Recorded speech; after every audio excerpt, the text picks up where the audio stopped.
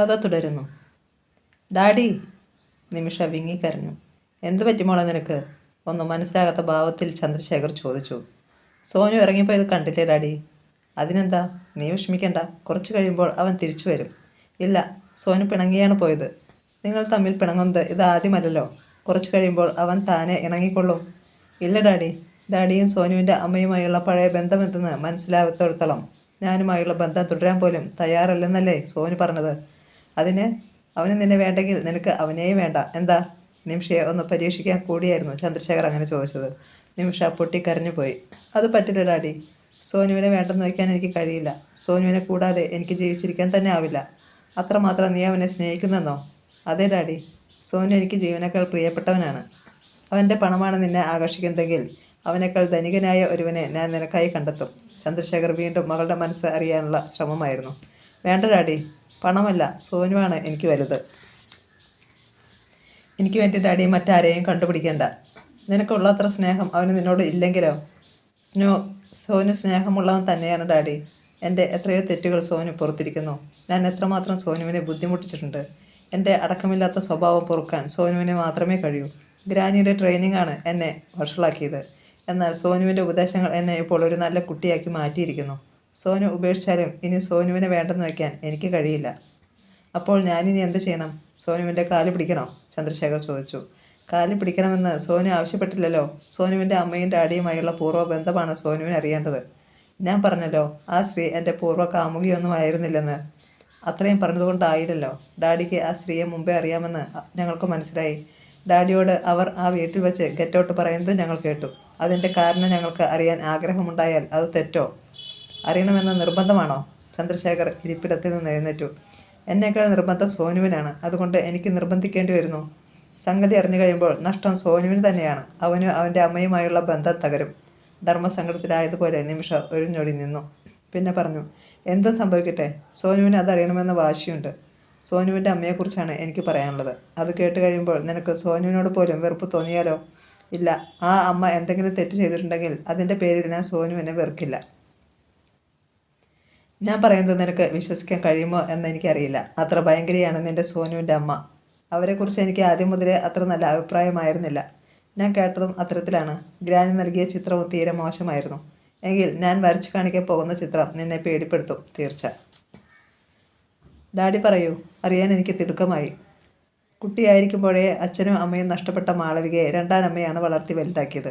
ചന്ദ്രശേഖർ പറഞ്ഞു നിർത്തി. നിമിഷയുടെ മുഖത്തേക്ക് നോക്കി. കഥ കേൾക്കുന്ന കുട്ടിയുടെ ആകാംക്ഷയായിരുന്നു നിമിഷയുടെ മുഖത്ത്. ഒരു നാൾ മാളവിക രണ്ടാനമ്മയുടെ വീട് വിട്ട് നഗരത്തിലേക്ക് പോന്നു. സുഖജീവിതം മോഹിച്ചുള്ള യാത്രയായിരുന്നു അത്. അത് ഇവിടം വരെ എത്തി. ചന്ദ്രശേഖർ വീണ്ടും നിർത്തി. പിന്നെ ചെറു ചിരിയോടെ തുടർന്നു. ഏതായാലും മാളവിക ഭാഗ്യവതിയായിരുന്നു. ഇപ്പോഴും അതെ. അവളെ ഞാൻ ആദ്യം കണ്ടത് ഇതേ നഗരത്തിലെ ഒരു ഹോട്ടൽ മുറിയിൽ വെച്ചായിരുന്നു. ബിസിനസ് ആവശ്യത്തിനായി ചിലപ്പോൾ ഞാൻ വീട് വിട്ട് ഹോട്ടലിൽ തങ്ങാറുണ്ട്. ദൂരെയുള്ള ഇടപാടുകാർ സന്ദർശനത്തിനെത്തുമ്പോൾ അവരെ സൽക്കരിക്കുന്നതിനായിരിക്കും പലപ്പോഴും ഞാൻ ഹോട്ടലിനെ ആശ്രയിക്കുക. അത്തരമൊരു സന്ദർശക സംഘത്തോടൊപ്പമാണ് ഞാൻ മാളവികയെ കണ്ടത്. 5 ചെറുപ്പക്കാർ ചേർന്ന് വാടകയ്ക്കെടുത്ത പെണ്ണായിരുന്നു അവൾ. പച്ചയായി പറഞ്ഞാൽ എ കോൾ ഗേൾ. എന്നിട്ട് നിമിഷ കിതച്ചു. പിന്നീട് ഞാൻ അവളെ കാണുന്നത് എൻ്റെ ബിസിനസ് പാർട്ണറും ആത്മസുഹൃത്തുമായിരുന്ന ചാരുദത്തിനോടൊപ്പമാണ്. എൻ്റെ ചാരു ഒരു ശുദ്ധ പാവമായിരുന്നു. അവനെ മാളവിക വളച്ചെടുത്തു. അവൻ അവളെ രജിസ്റ്റർ വിവാഹം ചെയ്യാൻ തീരുമാനിച്ചു. അതിന് സാക്ഷിയാകേണ്ട ഗതികേടിലായിരുന്നു ഞാൻ. ഉള്ള സത്യം ഡാഡിക്ക് അദ്ദേഹത്തോട് പറയാമായിരുന്നില്ലേ? ഈ വിവാഹം നല്ലതിനായിരിക്കില്ല എന്ന് ഞാനവനെ ഉപദേശിച്ചതാണ്. പക്ഷേ അവൻ അത് കേട്ടില്ല. അവനെ അവളെ മറക്കാൻ വയ്യത്രേ. വഴിതെറ്റിപ്പോയ ഒരു പെണ്ണിന് പുതിയൊരു ജീവിതം ഉണ്ടാകുമെങ്കിൽ ഉണ്ടാകട്ടെ എന്ന് കരുതി അവളെ ഒറ്റുകൊടുക്കാൻ ഞാൻ തുനിഞ്ഞതുമില്ല. എന്നാൽ അവൾ കഴിഞ്ഞതെല്ലാം മറന്ന് നന്നാവാനല്ല ശ്രമിച്ചത്. അവളുടെ രഹസ്യം ഞാൻ വെളിപ്പെടുത്തിയെങ്കിലോ എന്ന് ഭയന്ന് അവൾ എന്നെയും ചാരുവിനെയും തമ്മിൽ തെറ്റിക്കാൻ ശ്രമിച്ചു. എന്നെപ്പറ്റി ചീത്തയായ പലതും അവൾ അവനോട് പറഞ്ഞു കൊടുത്തു. അവളെ ഞാൻ നശിപ്പിക്കാൻ ശ്രമിച്ചെന്നു വരെ. ക്രമേണ ഞാനും ചാരുവും അകന്നു. അതോടെ ഞങ്ങൾ ബിസിനസ് പാർട്ണർഷിപ്പ് പിരിഞ്ഞു. ചാരുവിനെ പിരിഞ്ഞതോടെ ഞാൻ ഈ നാട് വെറുത്തു. ഇന്ത്യ വിടാൻ തീരുമാനിച്ചു. എന്നാൽ അപ്പോഴേക്കും ചാരു വീണ്ടും എൻ്റെ ചങ്ങാതിയായി. എന്നെക്കുറിച്ച് അവനുണ്ടായ തെറ്റിദ്ധാരണകൾ നീങ്ങിയിരിക്കാം. അല്ലെങ്കിൽ മാളവികയുടെ തനിനിറം അവൻ മനസ്സിലാക്കിയിരിക്കാം. ഏതായാലും വിദേശത്തേക്ക് പോകുന്ന എനിക്ക് അവൻ ഹൃദ്യമായ ഒരു യാത്രയയപ്പ് നൽകി. എന്നെ യാത്രയയക്കാൻ എയറോഡ്രോമിൽ എത്തുകയും ചെയ്തു. എന്നാൽ ഞങ്ങൾ വീണ്ടും ഒന്നിച്ചത് മാളവികയ്ക്ക് ഒട്ടും ഇഷ്ടമായില്ല. ഞാൻ അവളെ ഒറ്റുകൊടുക്കുമോ എന്നായിരിക്കണം അപ്പോഴും അവൾ ഭയന്നത്. അങ്ങനെ ചെയ്യാതിരിക്കുന്നതിനായി മാളവിക എന്നെ പ്രീണിപ്പിക്കാൻ ശ്രമിച്ചു. ചാരുവിനെ അവൾ അപ്പോഴും വഞ്ചിച്ചിരുന്നതായി എനിക്കറിയാം. എനിക്ക് വലുത് എൻ്റെ ചങ്ങാതിയായിരുന്നു. അതുകൊണ്ട് ഇനിയും മാളവികയോട് പൊറുക്കാൻ ഞാൻ തയ്യാറായിരുന്നില്ല. എയർപോർട്ടിൽ വെച്ച് പിരിയാൻ നേരം ഞാൻ അവനോട് എല്ലാം പറഞ്ഞു, മാളവികയെ സംബന്ധിച്ച എല്ലാ സത്യങ്ങളും. ചന്ദ്രശേഖർ ദീർഘമായി നിശ്വസിച്ചു. ശ്വാസം വിടാനാവാതെ വീർപ്പ് മുട്ടി നിൽക്കുകയായിരുന്നു നിമിഷ. മകൾ തൻ്റെ വാക്കുകളെ അക്ഷരം പ്രതി വിശ്വസിക്കുന്നുണ്ടെന്ന് ചന്ദ്രശേഖറിന് മനസ്സിലായി. അവളത് സോനുവിൽ അടിച്ചേൽപ്പിക്കുമെന്നും അയാൾക്കറിയാമായിരുന്നു. ആ സന്തോഷത്തോടെ ചന്ദ്രശേഖർ തുടർന്നു. പക്ഷേ ഗൾഫിലെത്തിയ ഉടൻ എനിക്ക് ലഭിച്ച വാർത്ത എൻ്റെ ചാരു കൊല്ലപ്പെട്ടു എന്നതാണ്. എൻ്റെ ജീവിതത്തിൽ എനിക്ക് ഏറ്റവും വലിയ ഷോക്ക് അതായിരുന്നു. ആരായിരുന്നു അദ്ദേഹത്തെ കൊന്നത്? നിമിഷ ആരാഞ്ഞു. ആരായിരുന്നു എന്ന് വേണം ഞാൻ പറയേണ്ടത്? ഒന്ന് പറയാം, ഞാനായിരുന്നില്ല. ഞാനപ്പോൾ ഗൾഫിലായിരുന്നു. എന്നാൽ ചാരുവിൻ്റെ കൊലകുറ്റം മാളവിക എൻ്റെ മേലാണ് ചാരിയത്. ചാരു കൊല്ലപ്പെട്ട രാത്രിയിൽ അവൾ എന്നെ കണ്ടു അത്രേ. ഞാൻ കോണിയിറങ്ങി ഓടുന്നത്. ഒടുവിൽ കോടതിയിൽ സത്യം തെളിഞ്ഞു. ഞാൻ ഗൾഫിലായിരുന്നു എന്ന സത്യം കോടതിക്ക് ബോധ്യമായി. പക്ഷേ ചാരുവിൻ്റെ കൊലപാതകയെ ഇനിയും നിയമം കണ്ടെത്തിയിട്ടില്ല. കണ്ടെത്തുമെന്നും കരുതാനാവില്ല. ഡാഡിക്ക് അറിയുമോ അതാരാണെന്ന്? അറിയാം.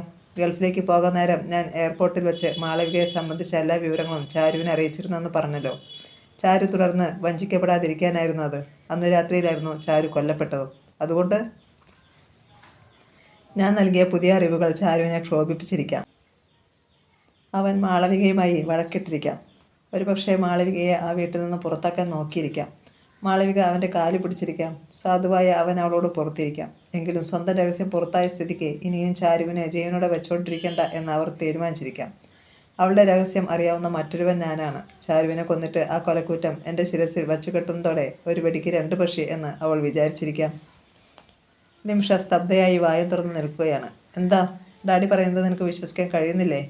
ഇല്ലേ? സോനുവിന് ഇതേക്കുറിച്ച് യാതൊന്നും അറിയില്ലേ? ചാരു കൊല്ലപ്പെടുമ്പോൾ സോനു മാളവികയുടെ ഗർഭത്തിലായിരുന്നു. ചാരുദത്തൻ കൊലക്കേസിൻ്റെ വിചാരണ നടക്കുമ്പോൾ അവനൊരു കൈക്കുഞ്ഞും. അമ്മയെ സംബന്ധിച്ച സത്യം സോനു വിശ്വസിക്കുമോ? എനിക്കും അക്കാര്യത്തിൽ സംശയമുണ്ട്. അതുകൊണ്ട് കൂടിയാണ് ഞാൻ അവനോട് അതേപ്പറ്റി പറയാൻ മടിച്ചത്. ഏതായാലും ഞാൻ ഇതെല്ലാം സോനുവിനോട് പറയാൻ തീരുമാനിച്ചു. നീ എൻ്റെ മകളാണെന്ന് അറിഞ്ഞപ്പോൾ മാളവിക വല്ലാതെ നടുങ്ങിയിരിക്കും. നിൻ്റെയും സോനുവിൻ്റെയും കല്യാണക്കാര്യം സംസാരിക്കാൻ ചെന്ന എന്നെ അവൾ ഗെറ്റൗട്ട് അടിച്ചതും അതുകൊണ്ടാണ്. അവർ ഗെറ്റൗട്ട് പറഞ്ഞാൽ സാരമില്ല, സോനു പറയാതിരുന്നാൽ മതി. എന്തോ പ്രതീക്ഷിച്ചുകൊണ്ട് വേണം നീ അവരോട് ഇതേപ്പറ്റി പറയാൻ. ഒരു നിമിഷം ഡാഡിയെ തന്നെ നോക്കി നിന്നിട്ട് അവൾ മുറി വിട്ടുപോയി. 5 മിനിറ്റ് കഴിഞ്ഞില്ല. ടെലിഫോൺ ശബ്ദിച്ചു. ചന്ദ്രശേഖർ ഫോൺ എടുത്തു. ആരാ? നിമിഷമുള്ള വീടാണോ? ഒരു സ്ത്രീസ്വരം. അതെ. നിമിഷയുടെ ഡാഡി ചന്ദ്രശേഖരൻ എവിടെയുണ്ടോ? ഉണ്ട്, ഞാൻ തന്നെയാ. നിങ്ങളാരാ? ആ, ചന്ദ്രുവാണോ? ഞാൻ മാളവികയുടെ ചിറ്റമ്മയാണ്. എന്നെ ഓർമ്മയില്ലേ? എന്തെല്ലാം സഹായം ഞാൻ ചെയ്തതാണ്. എന്നെ മറന്നു കളഞ്ഞു അല്ലേ? അമേരിക്കയിൽ പോയി ഒരുപാട് കാശുണ്ടാക്കി കാണുമല്ലോ. മാളവികയുടെ വീട്ടിൽ വെച്ച് കണ്ടപ്പോൾ ഞാനങ്ങ് അതിശയിച്ചു പോയി. ഏതായാലും ഒടുവിൽ നിങ്ങൾ ബന്ധുക്കളായല്ലോ. ചന്ദ്രു വല്ലാത്തൊരു മിടുക്കം തന്നെ. ഒരു വായിൽ ഒരുപാട് കാര്യങ്ങൾ. തേടിയ വള്ളി കാലിൽ ചുറ്റിയതായി ചന്ദ്രശേഖരന് തോന്നി. ഓ, ചിറ്റമ്മയാണോ? ഞാൻ ചിറ്റമ്മയൊന്ന് കാണണമെന്ന് വിചാരിച്ചതേ ഉള്ളൂ. എന്തിനാ? എനിക്കൊരാവശ്യമുണ്ട്. ചെറിയൊരു ഉപകാരം ചെയ്യണം. പണ്ട് ചെയ്ത ഉപകാരമൊക്കെ മറന്നില്ലേ? ഞങ്ങൾ കഷ്ടപ്പെട്ടപ്പം തിരിഞ്ഞു നോക്കിയോ? ഒടുവിൽ ഞാൻ ദ്രോഹിച്ച മാളവികയെ എന്നെ സഹായിച്ചത്. പണ്ട് ചെയ്തതിൻ്റെ പ്രതിഫലം പലിശ സഹിതം തരുന്നുണ്ട്. പോരെ? എനിക്ക് ഈ ചിറ്റമ്മയെ അത്യാവശ്യമായി ഒന്ന് കാണണം. ഞാൻ അങ്ങോട്ട് വരാം. ആൾ റൈറ്റ്. ചന്ദ്രശേഖർ ഫോൺ വെച്ചു. അപ്പോൾ നിമിഷ സോനുവിൻ്റെ ഓഫീസിലെത്തിയിരുന്നു. ഡാഡി എന്നോട് എല്ലാം പറഞ്ഞു. സോനു വരൂ, നമുക്ക് പുറത്തു പോകാം. ഞാൻ എല്ലാം പറയാം. സോനു ഒരിക്കലും അറിഞ്ഞിട്ടില്ലാത്ത കഥകൾ. തങ്ങൾ ആദ്യമായി കണ്ടുമുട്ടിയ കടലിൻ്റെ തീരത്താണ് സോനുവും നിമിഷയും എത്തിയത്. കമത്തിവെച്ച ഒരു വള്ളത്തിൻ്റെ നിഴലിൽ തിരകൾ ആർത്ത് തുളുമ്പുന്നത് നോക്കിയിരിക്കുകയായിരുന്നു സോനു. സോനു ഓർക്കുന്നോ? ഈ തിരകളിൽ വെച്ചാണ് നാം പരിചയപ്പെട്ടത്. നിമിഷ പറഞ്ഞു. ഇതേക്കുറിച്ച് പറയാനല്ലോ നാം ഇവിടെ വന്നത്. നിന്റെ ഡാഡി പറഞ്ഞ കഥകൾ കേൾക്കാൻ. ഞാൻ അറിഞ്ഞിട്ടില്ലാത്ത എന്തൊക്കെയോ കഥകൾ. അതെ സോനു, അറിഞ്ഞിട്ടില്ലാത്ത കഥകൾ തന്നെ. സോനുവിന് ഒരിക്കലും ചിന്തിക്കാൻ കഴിയാത്ത കഥകൾ. ആ കഥകൾ അറിഞ്ഞിരുന്നെങ്കിൽ സോനു ഇങ്ങനെയായിരിക്കില്ലായിരുന്നു. എന്താണ് ആ കഥകൾ? പറയൂ. അറിയാൻ എനിക്ക് വല്ലാത്ത ഉത്കണ്ഠയുണ്ട്. എൻ്റെ പേടി സോനുവിന് ഇതെല്ലാം വിശ്വസിക്കാൻ കഴിയുമോ എന്നാണ്. സോനുവിന് ഈ കഥ വിശ്വസിക്കാൻ കഴിഞ്ഞില്ലെങ്കിൽ സോനു എന്നെ വെറുക്കും. ഈ കഥ പറയുന്ന എന്നെ. കാരണം അത്ര ഭയങ്കരമാണ് ആ കഥ. അവിശ്വസനീയവും. സോനുവിന് അത് വിശ്വാസ്യമായി തോന്നിയില്ലെങ്കിൽ ഞാനോ എൻ്റെ ഡാഡിയോ കള്ളക്കഥ കെട്ടിച്ചമച്ചതായി സംശയിക്കും. സോനുവിൻ്റെ അമ്മയെപ്പറ്റി. അതോടെ നമ്മുടെ ബന്ധം തകരും. അപ്പോൾ എൻ്റെ അമ്മയെ സംബന്ധിച്ച ഏതോ മോശമായ കഥയാണ്. അതെ, അതുകൊണ്ടാണ് ഡാഡി അത് പറയാൻ അത്രയധികം മടിച്ചത്. പക്ഷേ സോനുവിൻ്റെ അമ്മയും എൻ്റെ ഡാഡിയുമായുള്ള ആ പഴയ ബന്ധം അറിയാതെ ഞാനുമായുള്ള ബന്ധം തുടരാൻ സോനു തയ്യാറല്ല എന്ന് പറഞ്ഞപ്പോൾ ഡാഡി ധർമ്മസങ്കടത്തിലായി. സോനുവും അമ്മയുമായുള്ള ബന്ധം തകരണ്ട എന്ന് കരുതിയാണ് ഡാഡി ആ രഹസ്യം ഇതുവരെ ഒളിച്ചത്. എന്നാൽ ആ രഹസ്യം വെളിവായില്ലെങ്കിൽ ഞാനും സോനുവുമായുള്ള ബന്ധം തകരുമെന്നായപ്പോൾ ഡാഡി തോറ്റു. ഞാൻ നിർബന്ധിക്കുക കൂടി ചെയ്തപ്പോൾ ഡാഡി എല്ലാം എന്നോട് പറഞ്ഞു. നിമിഷ ആ കഥ പറഞ്ഞു. അവളുടെ ഡാഡി പറഞ്ഞ കഥ. വളരെ അടുക്കോടും ചിട്ടയോടും കൂടി ആരും വിശ്വസിച്ചു പോകുന്ന തരത്തിൽ. നിമിഷ പറഞ്ഞു നിർത്തിയപ്പോൾ സോനു ചാടി എഴുന്നേറ്റു. അപ്പോൾ നിന്റെ ഡാഡി പറയുന്നത് എൻ്റെ അമ്മ അങ്ങേയറ്റം അധമയായ ഒരു സ്ത്രീയാണെന്നാണോ? സ്വന്തം ഭർത്താവിനെ കൊന്ന ഭയങ്കരി. ഡാഡി അങ്ങനെയാണ് പറഞ്ഞത്. നിന്റെ ഡാഡി പറഞ്ഞത് ശരിയാണെന്ന് നിനക്ക് തോന്നുന്നുണ്ടോ? ഇക്കാര്യത്തിൽ ഡാഡി കള്ളം പറയേണ്ട ആവശ്യമെന്ത്? അന്ന് ഡാഡിയെ എയറോഡ്രോമിൽ നിന്നും റിസീവ് ചെയ്തു കൊണ്ടുപോരുമ്പോൾ കാറിൽ വെച്ച് സോനുവിൻ്റെ അമ്മ എൻ്റെ ഡാഡിയുടെ കയ്യിൽ കടന്നു പിടിച്ചത് സോനുവും കണ്ടതാണല്ലോ. ഈ രഹസ്യം സോനു അറിയരുതെന്ന് അമ്മ എൻ്റെ ഡാഡിക്ക് താക്കീത് നൽകിയത് ആണെന്നാണ് എനിക്ക് തോന്നുന്നത്. സോനുവിനെ കാണാൻ വീട്ടിൽ വന്നപ്പോൾ അമ്മ എൻ്റെ ഡാഡിയോട് ഗെറ്റ് ഔട്ട് പറഞ്ഞതും സോനു കേട്ടതാണല്ലോ. അതിനെല്ലാം മുമ്പേ ഞാൻ RC മേനോൻ്റെ മകളാണെന്ന് അറിഞ്ഞപ്പോൾ മുതൽ അമ്മ എന്നെ വെറുക്കാൻ തുടങ്ങിയതാണ്, സോനുവിൽ നിന്നും അകറ്റാനും. സോനു ശബ്ദിച്ചില്ല. അമ്മയോടൊപ്പമുള്ള കഴിഞ്ഞ കാലം അവൻ പരിശോധിക്കുകയാണ്. നിമിഷയുടെ ഡാഡി പറഞ്ഞ കാര്യങ്ങൾക്ക് സത്യവുമായി വല്ല ബന്ധവുമുണ്ടോ? ഇനി മറ്റൊന്ന്, നിമിഷ തുടർന്നു. സോനുവിൻ്റെ അച്ഛൻ കൊല്ലപ്പെട്ടുവെന്നല്ലാതെ ആരാണ് അദ്ദേഹത്തെ കൊന്നതെന്ന് അമ്മ എപ്പോഴെങ്കിലും പറഞ്ഞിട്ടുണ്ടോ? അതിൻ്റെ കാരണം എന്തെന്ന് സോനു ഒന്ന് ആലോചിച്ചു നോക്ക്. സോനുവിൽ ഒരു നടുക്കമുണ്ടായി. മറ്റാരെങ്കിലും ആയിരുന്നെങ്കിൽ അമ്മ എന്തുകൊണ്ട് അയാളെ സോനുവിന് ചൂണ്ടിക്കാണിച്ചില്ല? സോനു എത്രയോ വട്ടം അമ്മയോട് അയാളെക്കുറിച്ച് ചോദിച്ചതാണ്. മുമ്പെന്നോ എൻ്റെ ഡാഡിയുടെ മേലാണ് സോനുവിൻ്റെ അമ്മ ആ കുറ്റം ചുമത്തിയത്. തെളിവില്ലാതെ പോയതിനാൽ ഡാഡിയെ ദ്രോഹിക്കാൻ അന്ന് സോനുവിൻ്റെ അമ്മയ്ക്ക് കഴിഞ്ഞില്ല. എന്നാൽ ഇന്ന് സോനുവിനെ ഞാൻ സ്നേഹിച്ചു പോയതിനാൽ ഈ പഴുത് എനിക്കും ഡാഡിക്കും എതിരെ വിനിയോഗിക്കാൻ ആ അമ്മ ശ്രമിക്കുന്നു. അത് ശരിയോ? സോനുവിൻ്റെ അമ്മയുടെ എല്ലാ രഹസ്യങ്ങളും അറിയുന്നവനാണ് എൻ്റെ ഡാഡി എന്നതിൻ്റെ പേരിലാണ് ഈ പക. നിമിഷ പറയുന്നതിൽ ശരിയില്ലേ എന്ന് സോനുവിന് സംശയമായി. അച്ഛൻ്റെ കൊലപാതകി ആരാണെന്ന് ഇതുവരെയും അമ്മ തന്നോട് പറഞ്ഞിട്ടില്ല. എന്തുകൊണ്ടാണത്? നിമിഷയുടെ ഡാഡിയിൽ അമ്മ ആ കുറ്റം ആരോപിക്കുന്നുവെങ്കിൽ എന്തിന് അത് തന്നെ ഒളിക്കണം? തെളിവ് ഇല്ലാത്തതുകൊണ്ടോ? അതോ അമ്മ തന്നെയാണ് അത് ചെയ്തത് എന്നതുകൊണ്ടോ? തൻ്റെ പ്രിയപ്പെട്ട അമ്മ അത് ചെയ്യുമോ? വിശ്വസിക്കാൻ പറ്റുന്നില്ല. അച്ഛൻ്റെ ചിത്രം പ്രതിഷ്ഠിച്ച പൂജാമുറിയിൽ ദിവസേന രാവിലെയും വൈകുന്നേരവും നീണ്ട പ്രാർത്ഥന നടത്തുന്ന ആളാണ് അമ്മ. എങ്കിലും അമ്മ എന്തൊക്കെയോ രഹസ്യങ്ങൾ സൂക്ഷിക്കുന്നതായി പലപ്പോഴും തോന്നിയിട്ടുണ്ട്. നിമിഷയുടെ ഡാഡിയുമായുള്ള ആ പഴയ ബന്ധം എന്തെന്ന് പോലും അമ്മ പറഞ്ഞിട്ടില്ല. എന്തിനായി അമ്മ അത് ഒളിക്കുന്നു? ന്യായം അമ്മയുടെ പക്ഷത്തായിരുന്നെങ്കിൽ നിമിഷയുടെ ഡാഡി പറയും മുമ്പേ എല്ലാ വസ്തുതകളും അമ്മ തന്നോട് വെളിപ്പെടുത്തുമായിരുന്നു. അതെ, താൻ അറിയരുതാത്ത എന്തൊക്കെയോ രഹസ്യങ്ങൾ അമ്മയ്ക്കുണ്ട്. സോനു എന്താണൊന്നും പറയാത്തത്? നിമിഷ ചോദിച്ചു. ഞാൻ പറഞ്ഞത് വിശ്വസിക്കാൻ കഴിയുന്നില്ലായിരിക്കും. എൻ്റെ അമ്മയെക്കുറിച്ചുള്ള നീചമായ കഥകളല്ലേ? വിശ്വസിക്കണോ വേണ്ടയോ എന്ന് ഞാൻ തീരുമാനിച്ചിട്ടില്ല. നിമിഷയോട് യാത്ര പറയാതെ സോനു മുമ്പോട്ട് നടന്നു ധൃതിയിൽ. സോനു, നിമിഷ വിളിച്ചു. സോനു തിരിഞ്ഞു നോക്കിയില്ല. തകർന്ന ഹൃദയത്തോടെയാണ് നിമിഷ ഡാഡിയുടെ അരികിലെത്തിയത്. നീ പറഞ്ഞ കഥകൾ കേട്ടപ്പോൾ അവൻ എന്തു പറഞ്ഞു? ചന്ദ്രശേഖർ മകളോട് ചോദിച്ചു. സോനു അതൊന്നും വിശ്വസിച്ചതായി തോന്നിയില്ല. ഇതിൻ്റെ പേരിൽ സോനു ഞാനുമായുള്ള ബന്ധം പൂർണ്ണമായും കട്ട് ചെയ്യുമോ എന്നാണ് എൻ്റെ ഭയം. അങ്ങനെ സംഭവിച്ചാൽ ഞാൻ പിന്നെ ജീവിച്ചിരുന്നിട്ടും കാര്യമില്ല. ചന്ദ്രശേഖർ പൊട്ടിച്ചിരിച്ചു. മോളെ, നിനക്ക് നിൻ്റെ ഡാഡിയുടെ കഴിവുകളെക്കുറിച്ച് യാതൊന്നും നിശ്ചയമില്ലെന്ന് തോന്നുന്നു. നിനക്കറിയോ, സോനുവിന് ഒരിക്കലും നിന്നെ കട്ട് ചെയ്തിട്ട് പോകാൻ കഴിയില്ല. അതിന് ഞാൻ അനുവദിക്കില്ല. ചന്ദ്രശേഖരുടെ മുഖം ഭീകരമായി. കരയാൻ വെമ്പി നിന്നിരുന്ന മകളുടെ ചുമലിൽ തട്ടിയിട്ട് അയാൾ തുടർന്നു. മോൾ ഒന്നുകൊണ്ട് വിഷമിക്കേണ്ട. അകത്തുപോയി ശാന്തമായിരിക്കെ. സോനുവിൻ്റെയും നിൻ്റെയും വിവാഹം നടക്കേണ്ടത് നിൻ്റെ മാത്രം ആവശ്യമില്ലെന്ന് കരുതിക്കോളൂ. നിമിഷ അകത്തേക്ക് പോയ ഉടൻ ചന്ദ്രശേഖർ മാളവികയുടെ വീട്ടിലെ ടെലിഫോൺ നമ്പർ കറക്കി. അറ്റൻഡ് ചെയ്തത് മാളവികയില്ലെന്ന് മനസ്സിലായിട്ടും ചന്ദ്രശേഖർ ശബ്ദം മാറ്റിയാണ് സംസാരിച്ചത്. മിസ്സസ് മാളവിക ദത്തൻ സ്ഥലത്തുണ്ടോ? ഇല്ലല്ലോ, മാഡം ഓഫീസിലാണ്. അവിടുത്തെ നമ്പറിൽ ബന്ധപ്പെടും. ശബ്ദവും സംസാര രീതിയും കേട്ടിട്ട് മാളവികയുടെ പരിചാരികയാണെന്ന് മനസ്സിലായി. അതോടെ ചന്ദ്രശേഖരന് ഉത്സാഹമായി. മാളവിക ദത്തൻ്റെ ഒരു ചിറ്റമ്മയുണ്ടല്ലോ, അവരൊന്ന് വിളിക്കുമോ? ആരാണ് നിങ്ങൾ? ചിറ്റമ്മയുടെ അടുത്ത ബന്ധുവാണ്. ഒരു നിമിഷം കഴിഞ്ഞപ്പോൾ ചിറ്റമ്മ ലൈനിലെത്തി. ആരാണ്? ബന്ധപ്പെട്ട് ഓടി വന്ന പോലെ അവർ കിതച്ചു. ഞാനാണ്, ചന്ദ്രശേഖർ. ഓ, എൻ്റെ ചന്ദ്രു. ചിറ്റമ്മയുടെ സ്വരത്തിൽ വല്ലാത്ത മാധുര്യം. ഇങ്ങോട്ട് വരാമെന്ന് പറഞ്ഞിട്ട് കണ്ടില്ലല്ലോ, എന്തേ വന്നില്ല? ചന്ദ്രശേഖർ ചോദിച്ചു. വരാമെന്ന് പറഞ്ഞ് നാവ് എടുത്തതല്ലേ ഉള്ളൂ, ഇത്ര പിടിയെന്ന് വരണം. അത്യാവശ്യ കാര്യമാണ്. സഹായിക്കുന്നതിന് പകരമായി ചിറ്റമ്മയ്ക്ക് എന്തും ആവശ്യപ്പെടാം, ഞാൻ തരും. ഓ, ഞാൻ അത്ര ആർത്തി പെരുത്തവളൊന്നുമല്ല, ചിറ്റമ്മ ഭംഗി പറഞ്ഞു. പിന്നെ ചന്ദ്രു മനസ്സറിഞ്ഞ് വലുതും തന്നാൽ ഞാൻ വേണ്ടെന്ന് പറയില്ല, തീർച്ച. ചിറ്റമ്മ നോക്കിക്കോളൂ, ഇത്തവണ ഞാൻ മനസ്സറിഞ്ഞ് തന്നെ തരും. ചന്ദ്രശേഖർ വാക്കുകൊടുത്തു. ചിറ്റമ്മയെ കൂട്ടിക്കൊണ്ട് പോരാനുള്ള ടാക്സി 10 മിനിറ്റിനുള്ളിൽ അവിടെ എത്തും. അങ്ങനെ ചന്ദ്രശേഖർ അയച്ച ടാക്സിയിലാണ് ചിറ്റമ്മ അവിടെ എത്തിയത്. തൻ്റെ പുതിയ പ്രശ്നത്തെക്കുറിച്ച് ചന്ദ്രശേഖർ ചിറ്റമ്മയോട് പറഞ്ഞു. മാളവികയാണ് ചാരുവിനെ കൊന്നതെന്നാണ് ഞാൻ സേതുവിനെ അറിയിച്ചിരിക്കുന്നത്. ഒന്ന് അമ്പരിപ്പിക്കാൻ കഴിഞ്ഞുവെങ്കിലും അവനത് വിശ്വസിച്ചോ എന്ന് എനിക്ക് നല്ല ശങ്കയുണ്ട്. അവനത് അവിശ്വസിച്ചാൽ നിമിഷയുടെ ഭാവി തകരും. ഞങ്ങളിൽ നിന്ന് സോനു തെറ്റിപ്പിരിയും. ഇക്കാര്യത്തിൽ എന്നെ സഹായിക്കാൻ നിങ്ങൾക്ക് മാത്രമേ കഴിയൂ. നിങ്ങൾ പറഞ്ഞാൽ സോനു അത് വിശ്വസിക്കും. വിശ്വസിക്കുന്ന രീതിയിൽ നിങ്ങളത് പറഞ്ഞു ഫലിപ്പിക്കണം. അയ്യോ, അവൻ എന്നോട് അത്ര അടുപ്പമൊന്നുമില്ല. എന്നിൽ നിന്നും ഒരൽപ്പം അകലത്തിൽ നിർത്തിയ മാളവിക അവനെ വളർത്തിയിരിക്കുന്നത്. സമർത്ഥമായി നിങ്ങൾ ആ അകലം കുറയ്ക്കണം. സൂത്രത്തിൽ അവനെ വളച്ചെടുക്കണം. അമ്മയെക്കുറിച്ച് അവൻ്റെ മനസ്സിൽ നേരിയൊരു സംശയം ഉണ്ടാക്കാൻ ഇതിനകം ഞങ്ങൾക്ക് കഴിഞ്ഞിട്ടുണ്ട്. ബാക്കി നിങ്ങൾ ഏൽക്കണം. നിങ്ങൾക്കേ അത് കഴിയൂ. മാളവിക അവളുടെ ഭർത്താവിനെ കൊന്നതാണെന്ന് ഞാൻ സോനുവിനോട് പറയണം, അല്ലേ? നേരിട്ടങ്ങ് പറയുകയല്ല വേണ്ടത്. പറയാൻ വളരെ മടിയുള്ള ഒരു കാര്യം തീരെ നിവൃത്തിയില്ലാതെ പറയുകയാണെന്ന് അവന് തോന്നണോ? നിങ്ങൾ മിടുക്കിയാണെങ്കിൽ അവൻ ഇതേക്കുറിച്ച് നിങ്ങളോട് ഇങ്ങോട്ട് ചോദിക്കും. അപ്പോൾ അങ്ങേയറ്റം വിശ്വാസ്യമായ രീതിയിൽ സംഗതി അവതരിപ്പിക്കണം. സോനു അമ്മയോട് വഴക്കിട്ട് വീട് വിട്ട് ഇറങ്ങണം. അതാണ് എൻ്റെ ആവശ്യം. മറ്റൊരു കാര്യം കൂടി ശ്രദ്ധിച്ചോളണം. നാം തമ്മിലുള്ള കണക്ഷൻ സോനു അറിയുകയേ അരുത്. കാര്യമൊക്കെ ശരിയാണ്, പക്ഷേ വല്ലാത്തൊരു വിഷമം പിടിച്ച പണിയാണിത്. നുണ പറഞ്ഞാൽ ദൈവം എന്നോട് പൊറുക്കുമോ? പാപം തീരാൻ കുറേ അമ്പലങ്ങളിലെങ്കിലും വഴിപാട് കഴിക്കേണ്ടി വരും, ചിറ്റമ്മ അറിയിച്ചു.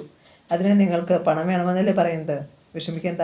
ഈ ദൗത്യം നിങ്ങൾ ഭംഗിയായി നിർവഹിച്ചാൽ നിങ്ങൾക്ക് സ്വപ്നം കാണാൻ കഴിയാത്തൊരു തുക ഞാൻ തരും. കൂടാതെ ഇപ്പോൾ തന്നെ കുറച്ച് രൂപ അഡ്വാൻസായി തരികയുമാണ്.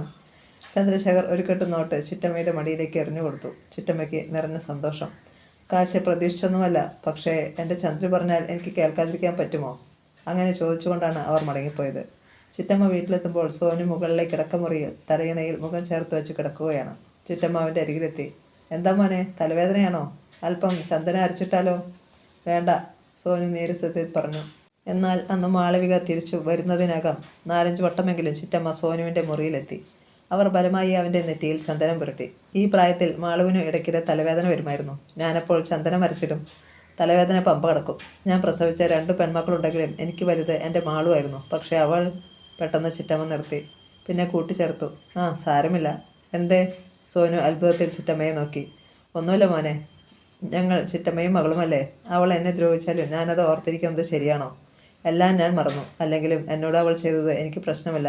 പറക്കമുറ്റിയപ്പോൾ അവൾ തോന്നിയ വഴിക്ക് പറന്നുപോയി, അത്രയല്ലേ ഉള്ളൂ. പക്ഷേ അവൾ ചാരുവിനോട് ചെയ്തത് ഓർക്കുമ്പോഴാണ്.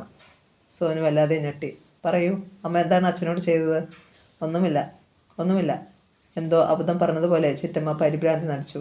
പറയൂ, എനിക്കതറിയണം. സോനു ചിറ്റമ്മയുടെ കയ്യിൽ കടന്നു പിടിച്ചു. ഇല്ല, ഞാനത് പറയില്ല. ഞാനത് പറയാൻ പാടില്ല. എത്രയൊക്കെയായാലും മാളവിക എനിക്ക് എൻ്റെ മകളാണ്. ഞാനത് പറഞ്ഞുകൂടാ, പ്രത്യേകിച്ചും മോനോട്. എല്ലാം പഴയ കഥകൾ. അതെല്ലാം കഴിഞ്ഞില്ലേ? ആ കേസ് തള്ളിപ്പോവുകയും ചെയ്തു. മാളവികയാണ് അത് ചെയ്തതെന്ന് ഒരു കുഞ്ഞിന് പോലും സംശയം തോന്നിയതുമില്ല. സോനു നടുങ്ങി വിറയ്ക്കുന്നത് ചിറ്റമ്മ വ്യക്തമായി കണ്ടു. അവർക്ക് സന്തോഷമായി.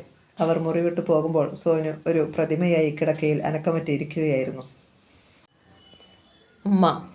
അമ്മ തനിക്ക് ഈശ്വരിയായിരുന്നു. സ്വന്തം അമ്മയോട് മറ്റൊരു മകന് ഇത്രയും ആരാധന തോന്നിയിട്ടുണ്ടാവില്ല. ഈ അമ്മയുടെ മകനായി ജനിച്ചതിൽ തീരാത്ത അഭിമാനവുമായിരുന്നു. അമ്മയുടെ മുൻകോപവും ചില നേരത്തെ കാര്യമില്ലാത്ത പിടിവാശിയും പോലും ആ ഉന്നത വ്യക്തിത്വത്തിൻ്റെ ഭാഗമായാണ് കരുതിയിരുന്നത്. അമ്മയുടെ ആ സന്ദർഭാനുസരണമുള്ള തൻ്റെ ഇടം തന്നെ എത്രമാത്രമാണ് അത്ഭുതപ്പെടുത്തിയിട്ടുള്ളത്. ഇതേ സ്ഥാനത്തിരിക്കുന്ന ഒരു സ്ത്രീ ഇങ്ങനെ തന്നെയായിരുന്നാലേ പറ്റൂ, അതായിരുന്നു തോന്നൽ. പക്ഷെ ഒടുവിൽ താൻ കേട്ടതെല്ലാം അമ്മ മറ്റൊരാളെന്ന് തൻ്റെ സങ്കല്പത്തിന് നേരെ വിപരീതമായൊരു സ്ത്രീ. തൻ്റെ അമ്മ തന്നെയാണ് അച്ഛനെ കൊന്നതെന്ന് എങ്ങനെ വിശ്വസിക്കും? തൻ്റെ മുന്നിൽ അമ്മ പതിവ്രതയായ ഭാരതശ്രീ ചമയുകയായിരുന്നുവെന്ന്. ഭർത്താവിൻ്റെ കൊലയാളിയെ കാത്തിരുന്ന ഭാര്യ, ആ ഘാതകനോട് എണ്ണി എണ്ണി കണക്കു പറയാൻ പ്രതിജ്ഞയെടുത്ത് കഴിഞ്ഞവൾ. സത്യത്തിൽ അമ്മ തന്നെയാണോ അത് ചെയ്തത്? നിമിഷയുടെ ഡാഡിയായ R.C. മേനോൻ പറഞ്ഞതിനെ തനിക്ക് അവിശ്വസിക്കാമായിരുന്നു. എന്നാൽ ചിറ്റമ്മ പറഞ്ഞത്? രണ്ടുപേരുടെയും റിപ്പോർട്ട് ഒരേ തരത്തിലാണ്. അതുകൊണ്ട് തന്നെ അത് സത്യമാവാനാണ് വഴി. ചിറ്റമ്മയെപ്പറ്റി അമ്മയ്ക്ക് അത്ര നല്ല അഭിപ്രായമല്ലായിരുന്നു. അതിനാൽ തനിക്കും അവരെ ഇഷ്ടമല്ലായിരുന്നു. ചിറ്റമ്മയോട് താൻ എടുക്കാതിരിക്കാൻ അമ്മ പ്രത്യേകം ശ്രദ്ധിക്കുകയും ചെയ്തിരുന്നു. എന്നാൽ കാഴ്ചയിൽ ചിറ്റമ്മ ഒരു സാധു സ്ത്രീയായിരുന്നു. അല്പം വാചകം കൂടുതലുണ്ടെന്നത് മാത്രമായിരുന്നു ഒരു കുഴപ്പം. പക്ഷേ അമ്മ തന്നതല്ല ചിറ്റമ്മയുടെ യഥാർത്ഥ ചിത്രമെങ്കിലോ? സോനു മെല്ലെ എഴുന്നേറ്റു. ഡൈനിങ് ഹാളിൽ ചെന്ന് നോക്കി. ചിറ്റമ്മ അവിടെ നിന്നും പുറത്തു കടന്നിരുന്നു. അവൾ കിടക്കുന്ന മുറിയുടെ മുന്നിലെത്തി. അകത്ത് വെളിച്ചമില്ല. അവർ ഉറങ്ങാൻ കിടന്നു എന്ന് തോന്നുന്നു. ഇനി നാളെ ചോദിക്കുകയേ നിവൃത്തിയുള്ളൂ. എന്നാൽ സോനുവിനെ അങ്ങനെ മടങ്ങിപ്പോകാനും വയ്യായിരുന്നു. അവസാനം അവൻ ചിറ്റമ്മയുടെ മുറിയുടെ വാതിലിൽ മുട്ടി. അല്പം കഴിഞ്ഞപ്പോൾ അകത്ത് വെളിച്ചം വന്നു. ചിറ്റമ്മ വാതിൽ തുറന്നു. ഓ, എൻ്റെ സോനുകുട്ടൻ, എന്താ മോനെ? മോൻ ഇതുവരെ ഉറങ്ങിയില്ലേ? സോനുവിന് ഉറങ്ങാൻ കഴിയില്ലെന്ന് ചിറ്റമ്മയ്ക്ക് അറിയാമായിരുന്നു. അത്തരത്തിലുള്ള അറിവാണ് താൻ അവൻ്റെ മസ്തിഷ്കത്തിന് ഉള്ളിൽ നിക്ഷേപിച്ചിരിക്കുന്നത്. അത് അവിടെ കിടന്ന് പുകയും. അധികം വൈകാതെ അവൻ തന്നെ തേടി വരുമെന്ന് ചിറ്റമ്മയ്ക്ക് അറിയാമായിരുന്നു. ഉറങ്ങാതെ കാത്തു കിടക്കുകയായിരുന്നു അവർ. ചിറ്റമ്മയോട് എനിക്ക് ചില കാര്യങ്ങൾ ചോദിക്കാനുണ്ട്, ഇടറുന്ന സ്വരത്തിലാണ് അവൻ പറഞ്ഞത്. എന്താണ് മോനെ? വലിയ വിസ്മയം ഭാവിച്ചാണ് അവർ നോക്കിയത്. എൻ്റെ അമ്മയെപ്പറ്റി, സോനു പറഞ്ഞു. അയ്യോ മോനെ, ചിറ്റമ്മ വല്ലാത്ത പരിഭ്രമം പ്രകടമാക്കി. ഞാൻ അറിയാതെ എന്തോ പറഞ്ഞുപോയി. ഉള്ളിലൊന്നും ഇരിക്കാത്ത മനസ്സാണ് എൻ്റേത്. മോൻ അതേക്കുറിച്ച് ഒന്നും വിഷമിക്കേണ്ട. പ്രത്യേകിച്ചും ഇതൊക്കെ മാളവിക അറിഞ്ഞാൽ. അമ്മ ഒന്നും അറിയില്ല, അതോർത്ത് ചിറ്റമ്മ വിഷമിക്കേണ്ട. അതുമാത്രമല്ല പ്രശ്നം, ഞാൻ ഇന്നും മാളവികയുടെ ചോറാണ് തിന്നുന്നത്. അവളെപ്പറ്റി എന്തെങ്കിലുമൊക്കെ മോശമായി പറയാൻ എനിക്ക് വിഷമമുണ്ട്. ഇനി എല്ലാറ്റിലും ഉപരി മറ്റൊരു കാര്യമുണ്ട്. ഞാനല്ല പ്രസവിച്ചതെങ്കിലും അവളെ വളർത്തിയത് ഞാനാ. എൻ്റെ സ്വന്തം മക്കളെക്കാൾ എനിക്ക് അവളാ. അവൾ എന്ത് തെറ്റ് ചെയ്താലും പൊറുക്കേണ്ടവളാണ് ഞാൻ. തൊണ്ട പുഴുത്താൽ സഹിക്കുകയല്ലേ നിർത്തിയുള്ളൂ. അമ്മയെപ്പറ്റി മനഃപൂർവ്വം എന്തെങ്കിലും ചീത്തയായി പറയണമെന്ന് ഞാൻ ആവശ്യപ്പെടുന്നില്ല. എന്നാൽ അമ്മയെ സംബന്ധിച്ച സത്യങ്ങൾ എനിക്ക് അറിഞ്ഞേ പറ്റൂ. എന്തേ മോനെ പെട്ടെന്ന് ഇങ്ങനെയൊരു നിർബന്ധം ഉണ്ടാവാൻ? അത് എന്തെങ്കിലും ആവട്ടെ. എൻ്റെ അമ്മ ആരാണ്? അവരൊരു കൊലപാതകിയാണോ? എനിക്കതറിയണം. അയ്യോ, മോനോട് ആരാ ഇതൊക്കെ പറഞ്ഞത്? ചിറ്റമ്മ തന്നെയാണെന്ന് കൂട്ടിക്കോളൂ. ചിറ്റമ്മയുടെ വാക്കുകൾ എന്നിൽ സംശയമുണ്ടാക്കി. എൻ്റെ പൊന്നുമോനെ, എൻ്റെ ശുദ്ധ മനസ്സുകൊണ്ട് ചിറ്റമ്മ കരയാൻ തുടങ്ങി. ചിറ്റമ്മയ്ക്ക് ഒരു കുഴപ്പവും ഉണ്ടാവില്ല. ചിറ്റമ്മയാണ് പറഞ്ഞതെന്ന് ആരും അറിയുകയുമില്ല. എത്ര തെറ്റ് ചെയ്തവളാണെങ്കിലും മാളവിക മോൻ്റെ അമ്മയാണ്. എൻ്റെ മോനത് മറക്കാൻ പാടില്ല. ഇല്ല, മറക്കില്ല. എങ്കിലും എൻ്റെ അമ്മയെക്കുറിച്ച് എല്ലാം എനിക്കറിയണം. എല്ലാം. അമ്മയാണോ എൻ്റെ അച്ഛനെ കൊന്നത്? മോനെ, ചിറ്റമ്മയുടെ തൊണ്ടയിടറി. താൻ പറയാൻ പോകുന്നത് എത്ര ക്രൂരവും നിന്ദ്യവുമായ കളവാണെന്ന് ഓർത്തപ്പോൾ അവർക്ക് നന്നായി വീർപ്പുമുട്ടലും അനുഭവപ്പെട്ടു. പറയൂ ചിറ്റമ്മേ. സോനു ചിറ്റമ്മയുടെ കയ്യിൽ പിടിച്ചു. പെട്ടെന്ന് ചിറ്റമ്മ ചന്ദ്രശേഖർ നൽകിയിരുന്ന പ്രലോഭിപ്പിക്കുന്ന വാക്കുകൾ ഓർത്തു. ചന്ദ്രശേഖർക്ക് വേണ്ടി പ്രവർത്തിച്ചാൽ അയാൾ എന്തും തരും. മാളവികയോടൊപ്പം നിന്നാൽ അവൾ തരുന്ന നക്കാപ്പിച്ച കൊണ്ട് തൃപ്തിപ്പെടണം. അല്ലെങ്കിൽ മാളവികയുടെ ഗർവ് സഹിക്കാൻ പാടാണ്. ഒരു ചിറ്റമ്മയോട് കാണിക്കേണ്ട ബഹുമാനം അവൾ ഒരിക്കലും തന്നോട് കാണിച്ചിട്ടില്ല. ആ സ്ഥിതിക്ക് താനെന്തിനെ വിഷമിക്കണം? സ്വന്തം അഹന്തയുടെ ഫലം അവൾ ശരിക്കും അനുഭവിക്കട്ടെ. ഞാൻ പറയാം മോനെ, എല്ലാം പറയാം, ചിറ്റമ്മ പറഞ്ഞു. പക്ഷേ നീ ഇതിൻ്റെ പേരിൽ മാളവികയോട് പിണങ്ങരുത്. ഞാനാണിത് പറഞ്ഞതെന്ന് മാളവിക അറിയുകയുമരുത്. ഇല്ല, ചിറ്റമ്മയ്ക്ക് എന്നെ പൂർണ്ണമായി വിശ്വസിക്കാം. മാളവിക എൻ്റെ ഭർത്താവിൻ്റെ മകളാണ്. ചിറ്റമ്മ ആ കഥ ആരംഭിച്ചു. പക്ഷേ എൻ്റെ സ്വന്തം മക്കളെക്കാൾ ഞാൻ അവളെ സ്നേഹിച്ചു. എന്നാൽ ഞങ്ങളുടെ കൊച്ചു വീട്ടിലെ ജീവിതത്തിൽ അവൾ ഒട്ടും സംതൃപ്തയായിരുന്നില്ല. അവളുടെ അച്ഛൻ്റെ മരണത്തോടെ അവൾ എന്നെ തികച്ചു അന്യയായി കരുതാൻ തുടങ്ങി. പട്ടണത്തിലെ സുഖജീവിതത്തെക്കുറിച്ച് അവൾ കൂടെ പറയുമായിരുന്നു. ആര് കണ്ടാലും കൊതിക്കുന്ന സുന്ദരിയായതുകൊണ്ട് എവിടെ ചെന്നാലും രക്ഷപ്പെടാമെന്ന വിശ്വാസവും അവൾക്കുണ്ടായിരുന്നു. അങ്ങനെ ഒരു നാൾ ഞാൻ അറിയാതെ അവൾ ഞങ്ങളുടെ വീട് വിട്ടുപോയി. എന്നിട്ട് സോനുവിനെ നിറഞ്ഞൊഴുക്കണ്ട. അവൾക്ക് തോന്നി അവൾക്കന്ന് 15-16 വയസ്സേ ഉള്ളൂ. സുന്ദരിയായൊരു കൊച്ചു പെണ്ണ് തനിയെ പട്ടണത്തിൽ ചെന്നുപെട്ടാലുള്ള അവസ്ഥ അന്നും ഇന്നും ഒരേപോലെയാണ്. അതുകൊണ്ട് അവളുടെ രക്ഷയോർത്ത് ഞാൻ പോലീസിൽ പരാതിപ്പെട്ടു. പോലീസ് അവളെ കണ്ടെത്തി. ചാരിതത്തിൻ്റെ വീട്ടിൽ, അതായത് നിൻ്റെ അച്ഛൻ്റെ വീട്ടിൽ. കേസ് കോടതിയിൽ എത്തും മുമ്പേ അവർ രജിസ്റ്റർ വിവാഹം നടത്തുകയും ചെയ്തു. അതോടെ ഞാൻ പിൻവാങ്ങി. എങ്ങനെയെങ്കിലും അവൾക്കൊരു നല്ല ജീവിതം കിട്ടിയാൽ മതിയെന്നായിരുന്നു എനിക്ക്. കഥയുടെ ഇത്രയും ഭാഗത്ത് അമ്മ എന്തെങ്കിലും തെറ്റ് ചെയ്തതായി എനിക്ക് തോന്നുന്നില്ല. മാളവിക എന്തെങ്കിലും തെറ്റ് ചെയ്തെന്ന് ഞാനും പറഞ്ഞില്ലല്ലോ. ചിറ്റമ്മ കൈമലർത്തി. ശരി, കഥ തുടരൂ, സോനു ആവശ്യപ്പെട്ടു. മാളവിക ചാരിത്രത്തിൻ്റെ ഭാര്യയായ ശേഷം 1-2 വർഷത്തേക്ക് എനിക്ക് അവളെപ്പറ്റി യാതൊന്നും അറിയില്ലായിരുന്നു. അപ്പോഴാണ് അവളുടെ ഭർത്താവ് കൊല ചെയ്യപ്പെട്ടതായി വാർത്ത വന്നത്. ഞാൻ ഓടി ഇവിടെ എത്തി. എൻ്റെ മോളുടെ കണ്ണുനീർ തുടയ്ക്കാൻ ഞാനല്ലേയുള്ളൂ. അച്ഛനെ ആരാണ് കൊന്നതെന്നാണ് അമ്മ പറഞ്ഞത്. അതറിയാൻ സോനുവിന് തിടുക്കമായി. അവൾ ചാരുവിൻ്റെ സുഹൃത്തുക്കളായ ആരുടെയൊക്കെയോ പേരുകളാണ് പറഞ്ഞത്. എന്നാൽ അവർ ആരുമല്ല അത് ചെയ്തതെന്ന് കോടതിക്ക് വ്യക്തമായി. യഥാർത്ഥ കൊലയാളി ആരാണെന്ന് പോലീസിനോ കോടതിക്കോ കണ്ടെത്താനും കഴിഞ്ഞില്ല. എന്നാൽ ചാരുവിൻ്റെ അമ്മയുടെ വാക്കുകൾ എന്തായിരുന്നു? അച്ഛൻ്റെ അമ്മയുടെ വാക്കുകൾ ഞാൻ എങ്ങനെ പറയും മോനെ? എനിക്ക് വയ്യ. ചാരുവിൻ്റെ അമ്മ ഒരു മഹാസാധുവാണെന്ന കാര്യം എല്ലാവർക്കും അറിയാം. മാളവികയെ അവർക്ക് ജീവനുമായിരുന്നു. അതുകൊണ്ട് അവർ കള്ളം പറഞ്ഞതാണെന്ന് കരുതാനും വയ്യ. അച്ഛമ്മ എന്താണ് പറഞ്ഞതെന്ന കാര്യം ചിറ്റമ്മ ഇനിയും പറഞ്ഞില്ല. ഞാനത് പറയുന്നത് ശരിയാണോ മോനെ? ഇന്നുവരെ ആരും അറിഞ്ഞിട്ടില്ലാത്ത രഹസ്യം. മാളവികയെ ചതിക്കാൻ എനിക്ക് വയ്യ. മറ്റാരോടുമല്ലല്ലോ ചിറ്റമ്മ അത് പറയുന്നത്. മാളവികയുടെ മകനോട് തന്നെയല്ലേ? അതെ, അത് മാത്രമാണ് എനിക്ക് ഒരു ആശ്വാസം. എങ്കിൽ ചിറ്റമ്മ പറയൂ. ചാരുവിൻ്റെ അമ്മ അതിരഹസ്യമായാണ് എന്നോടത് പറഞ്ഞത്, മറ്റാരും കേൾക്കാതെ. മാളവികയാണത്രേ ചാരുവിനെ കൊന്നത്. അവരത് സ്വന്തം കണ്ണുകൾ കൊണ്ട് കണ്ടതാണത്രേ. എന്നിട്ട് അച്ഛമ്മ ആ സത്യം മറ്റാരോടും പറയാതിരുന്നത്? ചാരുദത്തൻ കൊല്ലപ്പെട്ട നിമിഷം തന്നെ ആ അമ്മ ശരീരം തളർന്ന് വീണുപോയതാണ്.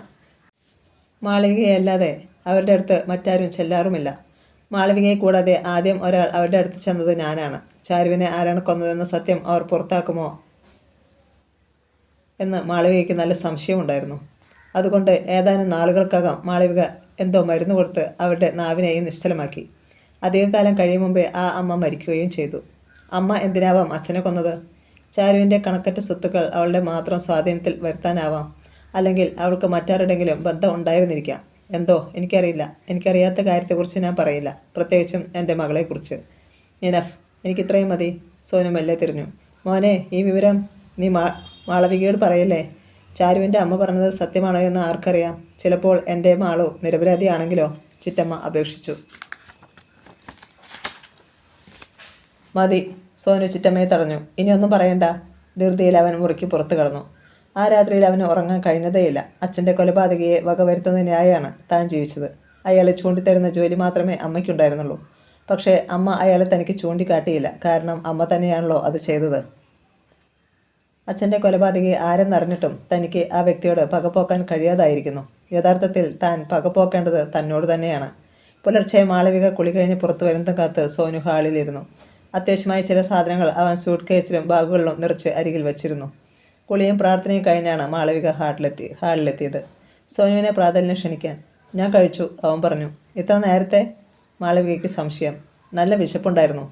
മാളവിക അത് വിശ്വസിച്ച് തിരിഞ്ഞു നടക്കാൻ ഒരുങ്ങിയപ്പോൾ സോനു ചോദിച്ചു, എൻ്റെ അച്ഛൻ്റെ അമ്മ മരിച്ചത് ശരീരത്തിൽ തളർച്ച ബാധിച്ചിട്ടായിരുന്നു അല്ലേ? അതെ. എന്താ ഇപ്പോൾ ചോദിക്കാൻ? മാളവികയ്ക്ക് സംശയം. ഒന്നുമില്ല, വെറുതെ. സോനു ചിരിക്കാൻ ശ്രമിച്ചു. നിന്റെ അച്ഛൻ കൊല്ലപ്പെട്ടതോടെയാണ് അച്ചമ്മ കിടപ്പിലായത്. അച്ചമ്മയുടെ നാവ് നിശ്ചലമായതോ? മാളവികയുടെ നേർക്ക് ഒരു കടാര എറിയുന്നത് പോലെയായിരുന്നു സോനുവിൻ്റെ ചോദ്യം. സോനുവിനെ അത്ഭുതത്തോടെ നോക്കി നിന്നതല്ലാതെ മാളവിക മറുപടി പറഞ്ഞില്ല. അച്ഛൻ്റെ കൊലപാതകി ആരാണെന്ന് അമ്മ എന്നോട് ഇതുവരെ പറഞ്ഞില്ല. ഒരു നാൾ എനിക്ക് അയാളെ ചൂണ്ടിത്തരാമെന്ന് പറഞ്ഞിരുന്നു. ഞാൻ ചൂണ്ടിത്തരാം, മാളവിക പുഞ്ചിരിച്ചു. പക്ഷേ ഞാനിപ്പോൾ അയാളെ ചൂണ്ടിത്തന്നാൽ നിനക്കാണ് അപകടം. എന്തപകടം? എന്തൊക്കെ സംഭവിക്കുമെന്ന് എനിക്കിപ്പോൾ ഊഹിക്കാനേ കഴിയുന്നില്ല. അത്ര ഭയങ്കരമായിരിക്കും അത്. നോ. സോനുവിൻ്റെ മുഖം വലിഞ്ഞു മുറുകി. അപകടം അമ്മയ്ക്കാണ്, അമ്മയ്ക്ക് മാത്രം. മാളവികയുടെ മുഖം മങ്ങി. മനസ്സിലായില്ല. സോനു ബാഗുകളെടുത്ത് ചുമലിൽ തൂക്കി സൂട്ട് കേസ് കയ്യിലെടുത്തു. ഞാൻ ഇവിടം വിടുകയാണ്. എൻ്റെ അച്ഛൻ്റെ കൊലപാതകയോട് കണക്ക് തീർക്കുമെന്ന് പ്രതിജ്ഞ എടുത്തിരുന്നവനാണ് ഞാൻ. എന്നാൽ എനിക്കിപ്പോൾ അത് വയ്യ. എൻ്റെ സ്വന്തം ചോരയോട് കണക്ക് തീർക്കാൻ വയ്യ. എൻ്റെ സ്വന്തം അമ്മയോട് കണക്ക് തീർക്കാൻ എനിക്ക് വയ്യ. ഞാൻ പോകുന്നു. ഞെട്ടിത്തരിച്ചുപോയി മാളവിക. ആ ഷോക്കിൽ നിന്നും അവൾ ഉണർന്നപ്പോൾ മുന്നിൽ സോനു ഉണ്ടായിരുന്നില്ല. സോനു പോയി. തൻ്റെ മകൻ പോയി. തന്നിൽ നിന്നും അവൻ പിരിഞ്ഞുപോയി. തൻ്റെ സർവ്വവും നഷ്ടമായി. അങ്ങനെയാണ് മാളവികയ്ക്ക് തോന്നിയത്. താൻ ജീവിച്ചത് അവന് വേണ്ടിയായിരുന്നില്ലേ? അതോ ചന്ദ്രശേഖരോട് കണക്ക് തീർക്കാൻ വേണ്ടിയായിരുന്നോ? രണ്ടും ശരിയാണ്. രണ്ടിൽ ഏതാണ് ഏറെ ശരിയെന്ന് തനിക്ക് വ്യക്തമായി മനസ്സിലാക്കാൻ കഴിഞ്ഞിട്ടില്ല. എൻ്റെ സ്വന്തം ചോരയോട് കണക്ക് തീർക്കാൻ എനിക്ക് വയ്യ എന്നാണ് സോനു പറഞ്ഞത്. അതായത് സ്വന്തം അമ്മയോട് കണക്ക് തീർക്കാൻ അവന് വയ്യെന്ന്. എന്താണ് അവൻ അർത്ഥമാക്കിയത്? താൻ അവൻ്റെ ശത്രുവാണെന്നോ? അതോ അവൻ്റെ അച്ഛൻ്റെ കൊലപാതകയാണ് താനെന്നോ? അച്ഛൻ്റെ ഘാതകനോട് കണക്ക് തീർക്കാനാണല്ലോ അവൻ കാത്തിരുന്നത്. ആ ഘാതകൻ അവന് കയ്യെത്തും വിധം അരികിലുണ്ട്. എന്നിട്ടും അയാളെ തിരിച്ചറിയാൻ അവന് കഴിഞ്ഞിട്ടില്ല. എന്നു മാത്രമല്ല, ആ മഹാപാപിയുമായി ബന്ധം സ്ഥാപിക്കാനാണ് അവൻ്റെ ഒരുക്കം. അതിൽ നിന്നും പിന്തിരിയാൻ അവന് ആവുകയില്ല. നിമിഷ എന്ന ഇളക്കക്കാരിയാണ് അവന് സർവ്വവും. പോകട്ടെ, അവൻ നിമിഷയെ വിവാഹം ചെയ്യുന്നതിൽ തനിക്ക് എതിരില്ല. എന്നാൽ ചന്ദ്രശേഖർ എന്ന ആ മനുഷ്യമൃഗവുമായി അവൻ ഒരുമിക്കുന്നത് താങ്ങുക വയ്യ തന്നെ. തൻ്റെ കണക്കറ്റ സ്വത്ത് സ്വന്തമാക്കാൻ വേണ്ടി തന്നെയാവും അയാൾ ഈ വിവാഹത്തിന് ഇത്രയധികം താല്പര്യം കാണിക്കുന്നത്. നാളെ ആ സ്വത്തിൻ്റെ ഉടമയാകാൻ വേണ്ടി തൻ്റെ സോനുവിനെ ഇല്ലാതാക്കാൻ പോലും അയാൾ മടിച്ചെന്നും വരില്ല. ആത്മസുഹൃത്തിനെ ചതിച്ചവനാണ്, വിശേഷിച്ചും പരമസാധുവായ തൻ്റെ ചാരുവേട്ടന്. സ്വത്തിനു വേണ്ടി മകളെ വിധവയാക്കാനും അയാൾക്ക് ബുദ്ധിമുട്ടുണ്ടാവില്ല. പിന്നീട് ആ പണം ഉപയോഗിച്ച് മകൾക്ക് മറ്റൊരു ഭർത്താവിനെ വാങ്ങിക്കൊടുക്കാനാവുമല്ലോ. ആർ.സി. മേനോൻ എന്ന ചന്ദ്രശേഖർ ആരാണെന്ന സത്യം താൻ സോനുവിനോട് എപ്പോഴേ പറഞ്ഞു കൊടുക്കുമായിരുന്നു. നിമിഷയുമായുള്ള അവൻ്റെ ബന്ധം തകരുന്നതല്ല പ്രശ്നം. ആ ബന്ധം യഥാർത്ഥത്തിൽ സോനുവിന് ഒരു ശാപമായി തീരാനാണ് വഴി. ആർ.സി. മേനോനെ സംബന്ധിച്ച രഹസ്യം താൻ ഒളിച്ചു പിടിക്കാൻ ഒരേയൊരു കാരണമേ ഉണ്ടായിരുന്നുള്ളൂ. തൻ്റെ മകൻ ഒരു കൊലപാതകയായി തീരാൻ പാടില്ല. അച്ഛൻ്റെ ഘാതകനെ വകവരുത്താൻ കാത്തിരുന്നവനാണ് സോനു. അമ്മ ഒന്ന് ചൂണ്ടിക്കൊടുക്കേണ്ട ആവശ്യമേയുള്ളൂ. എന്നിട്ടും താനത് ചെയ്തില്ല. സോനുവിന് അവൻ്റെ അച്ഛൻ്റെ കൊലപാതകയെ ചൂണ്ടിക്കൊടുത്തില്ല. എത്ര ധർമ്മസങ്കടമാണ് താൻ അനുഭവിച്ചത്. തൻ്റെ സോനു കൊലക്കയറിൽ തൂങ്ങാൻ ഇട വന്നുകൂടാ. തൻ്റെ പണത്തിന് അവനെ ശിക്ഷയിൽ നിന്ന് രക്ഷിച്ചു കൊണ്ടുപോകാൻ കഴിഞ്ഞാലും ഒരു കൊലയാളിയാണെന്ന സത്യം അവൻ്റെ ഹൃദയത്തിൽ നിന്ന് ഒഴിവാക്കാൻ തനിക്ക് കഴിയില്ലല്ലോ. സ്വന്തം അച്ഛൻ്റെ ഘാതകനെയാണ് കൊന്നതെങ്കിലും അതൊരു കൊലപാതകം തന്നെയാണ്. അങ്ങനെ ഒരു കറ തൻ്റെ സോനുവിൻ്റെ ജീവിതത്തിൽ വീഴാൻ പാടില്ല. ചന്ദ്രശേഖരുടെ മൃതദേഹം കാണിച്ചു കൊടുത്തുകൊണ്ട് ഇതാണ് നിൻ്റെ അച്ഛൻ്റെ ഘാതകൻ എന്ന് താൻ പറയുമായിരുന്നുള്ളൂ. അതിനുവേണ്ടിയാണ് താൻ കരുക്കൾ നീക്കിയത്. പക്ഷേ ചന്ദ്രശേഖർ, അയാൾക്ക് തന്നേക്കാൾ വേഗതയുണ്ട്, ഒരു മുയലിൻ്റെ വേഗത. മാളവിക, നിനക്ക് ചന്ദ്രശേഖർ അറിയില്ല എന്ന് അയാൾ കൂടെ കൂടെ അറിയിച്ചത് ഇങ്ങനെയൊരു പദ്ധതി മനസ്സിൽ സൂക്ഷിച്ചുകൊണ്ടാവും. തൻ്റെ മകനെ അയാൾ കൈക്കലാക്കി. അവനെ തൻ്റെ ശത്രുവാക്കി. തന്നെ ഭർത്ത് ഘാതകയുമാക്കി. എന്നാലും തൻ്റെ സോനു അതൊക്കെ വിശ്വസിച്ചല്ലോ. അമ്മയേക്കാൾ അവന് വലുത് ആ മനുഷ്യമൃഗമാണെന്നോ? ഒരുപക്ഷെ നിമിഷയിലൂടെയാവും അയാൾ സോനുവിലുള്ള പിടിമുറുക്കിയത്. തൻ്റെ ആയുധം അയാൾ കൈക്കലാക്കി തനിക്ക് നേരെ പ്രയോഗിച്ചിരിക്കുന്നു. ബുദ്ധിമാൻ തന്നെ, അതിബുദ്ധിമാൻ. പക്ഷേ ചന്ദ്രശേഖര, ഇത് മാളവികയാണ്. വേഗതയുടെ കാര്യത്തിൽ ഞാൻ ആ പഴയ കഥയിലെ ആമ തന്നെ. എന്നാൽ മുയൽ ഉറങ്ങുമ്പോൾ ആമ തോൽപ്പിച്ച് മുന്നേറുന്ന ആ അത്ഭുതം ഒരിക്കൽ കൂടി ആവർത്തിക്കപ്പെടാൻ പോവുകയാണ്. കാത്തിരുന്ന് കണ്ടോളൂ. മാളവിക തിരിഞ്ഞ് കോണിപ്പടികൾ കയറി. സോനു വിദേശത്തു നിന്നും പഠനം കഴിഞ്ഞ് എത്തും മുമ്പേ പോലെ തനിയെ ഡ്രൈവ് ചെയ്താണ് മാളവിക ഓഫീസിലെത്തിയത്. മകൻ വീട് വിട്ടു പോയതോടെ തനിക്ക് ഒരു നല്ല ഡ്രൈവറെ നഷ്ടമായി. അങ്ങനെ കരുതാനാണ് മാളവിക ശ്രമിച്ചത്. അതെ, അത്രയും നഷ്ടമേ തനിക്ക് സംഭവിച്ചിട്ടുള്ളൂ. തൻ്റെ സ്ഥാപനങ്ങൾക്ക് ഒരു ജനറൽ മാനേജറും നഷ്ടമായിട്ടുണ്ടാവും. പുതിയ ഒരാളെ തിരക്കേണ്ടിയിരിക്കുന്നു. ഇന്ന് തന്നെ പത്രങ്ങളിൽ ഒരു പരസ്യം പോകണം. ദത്തയ്ക്ക് ഒരു ജനറൽ മാനേജറെ ആവശ്യമായിരിക്കുന്നു. ഓഫീസിലെത്തിയ മാളവിക ആദ്യം സൈൻ ചെയ്ത പേപ്പർ അതായിരുന്നു. പിന്നീടാണ് ഇപ്പോഴത്തെ ജനറൽ മാനേജർ സോനു ദത്തൻ ആധികാരികമായി രാജ്യാപേക്ഷ സമർപ്പിച്ചിട്ടുണ്ടോ എന്ന് തിരക്കിയത്. ഇല്ല, അങ്ങനെയൊന്നും എത്തിയിട്ടില്ല. ജോലിക്ക് അപേക്ഷിക്കണമെങ്കിലും ജോലിയിൽ പ്രവേശിക്കണമെങ്കിലും അവധി വേണമെങ്കിലും ഔപചാരികമായി ചില കടലാസുകളിൽ ഒപ്പിടേണ്ട ആവശ്യമുണ്ട്. എന്നാൽ പിരിഞ്ഞു പോകുന്നവർക്ക് മാനേജ്മെൻറ്റിൻ്റെ സമ്മതം ആവശ്യമില്ലല്ലോ, വിശേഷിച്ചും ഒരു സ്വകാര്യ സ്ഥാപനത്തിൽ. മാളവിക മെല്ലെ ചിരിച്ചു.